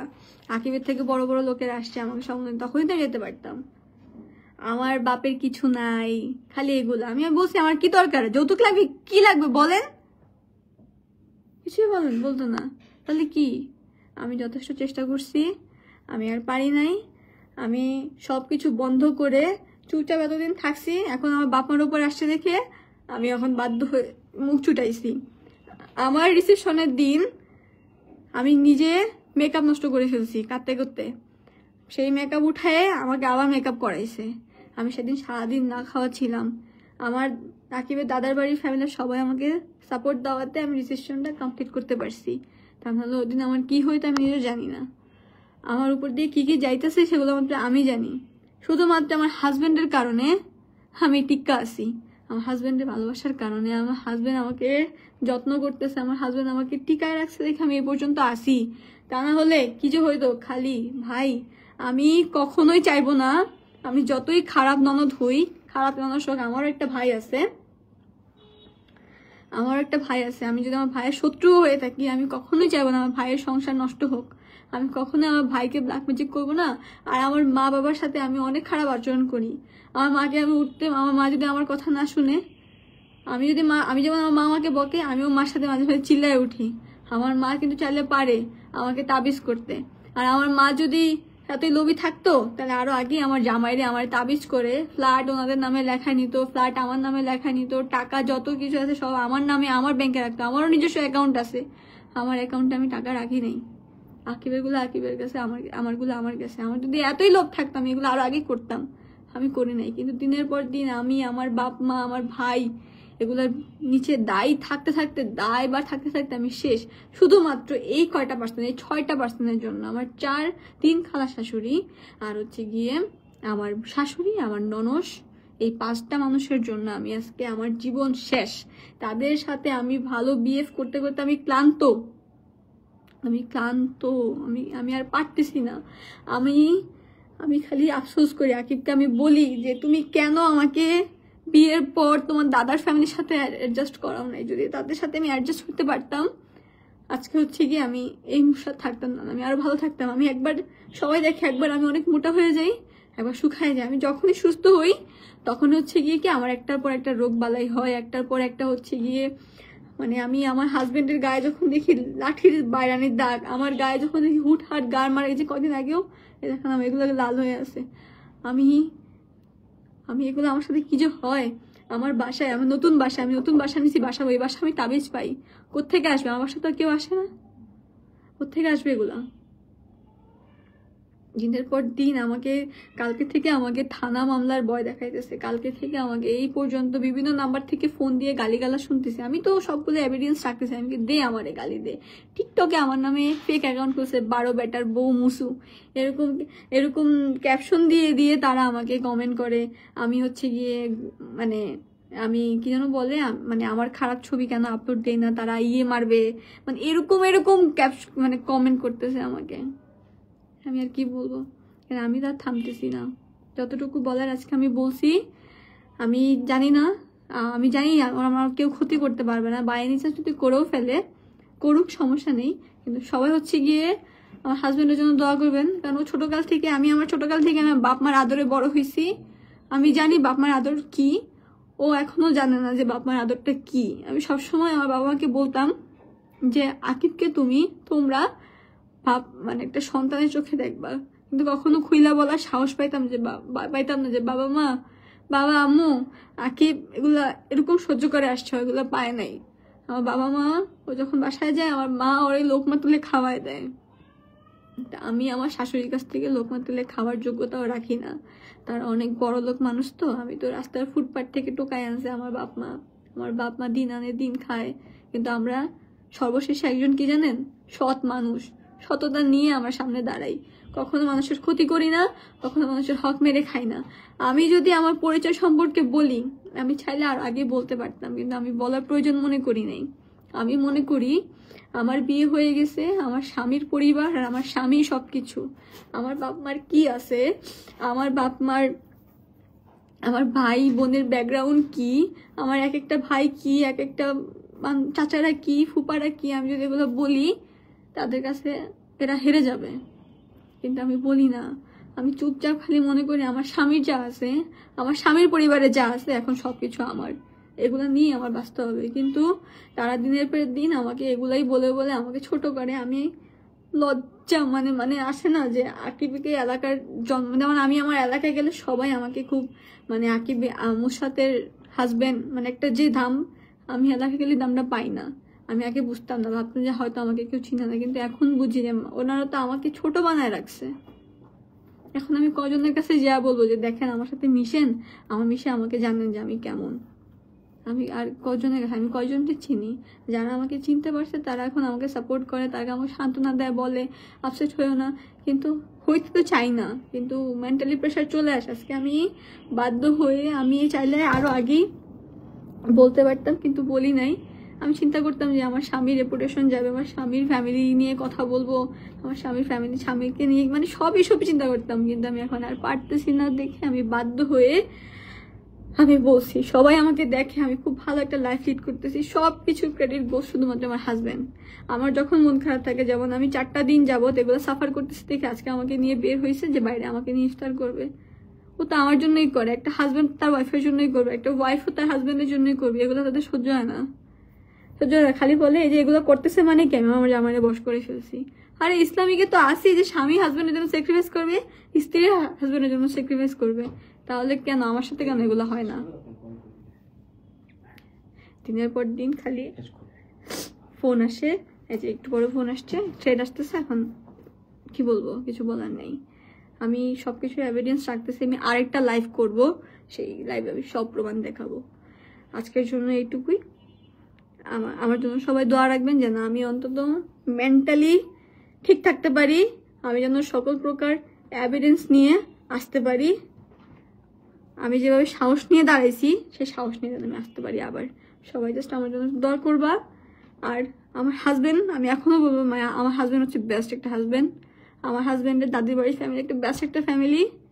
আমার ভুল ছিল তাদের ফ্যামিলিতে, আকিবের মাথায় যেগুলো ঢুকাই দিছে, আমার মাথায় যা ঢুকাই দিছে, এই জন্য তাদের সাথে মিশি নাই। এখন মিশার পর বুঝতেছি যে কি হারাইছি, কিন্তু তারা আমাকে হারাইতে দেয় নাই, তারা আমাকে কাছে নিছে। তাদের কারণে আজকে আমি এতটুকু সাহস পাইছি। আর আমার বাপ মা তো আছেই, আমার অন্যান্য ফ্যামিলি, অন্যান্য ফ্রেন্ডসরা তো আছেই, তাদের কারণে আজকে আমি সাহসটা পাইছি। তাদের কাছে আমি অনেক অনেক শুক্রিয়া। আজকের লাইভটা আমি আজকে শেষ করতেছি। আমি এখন যেগুলো ট্রিটমেন্ট আসছে এগুলো আমি একটু দেখবো অ্যাকচুয়ালি কি হয়েছে না হয়েছে। আমি সবকিছু নিয়ে আমি আরেকটা লাইভ হবো, আমি আজকেও না হই, আমি ইনশাল্লাহ কালকে হবো। ঠিক আছে, আজকের জন্য আল্লাহ হাফেজ।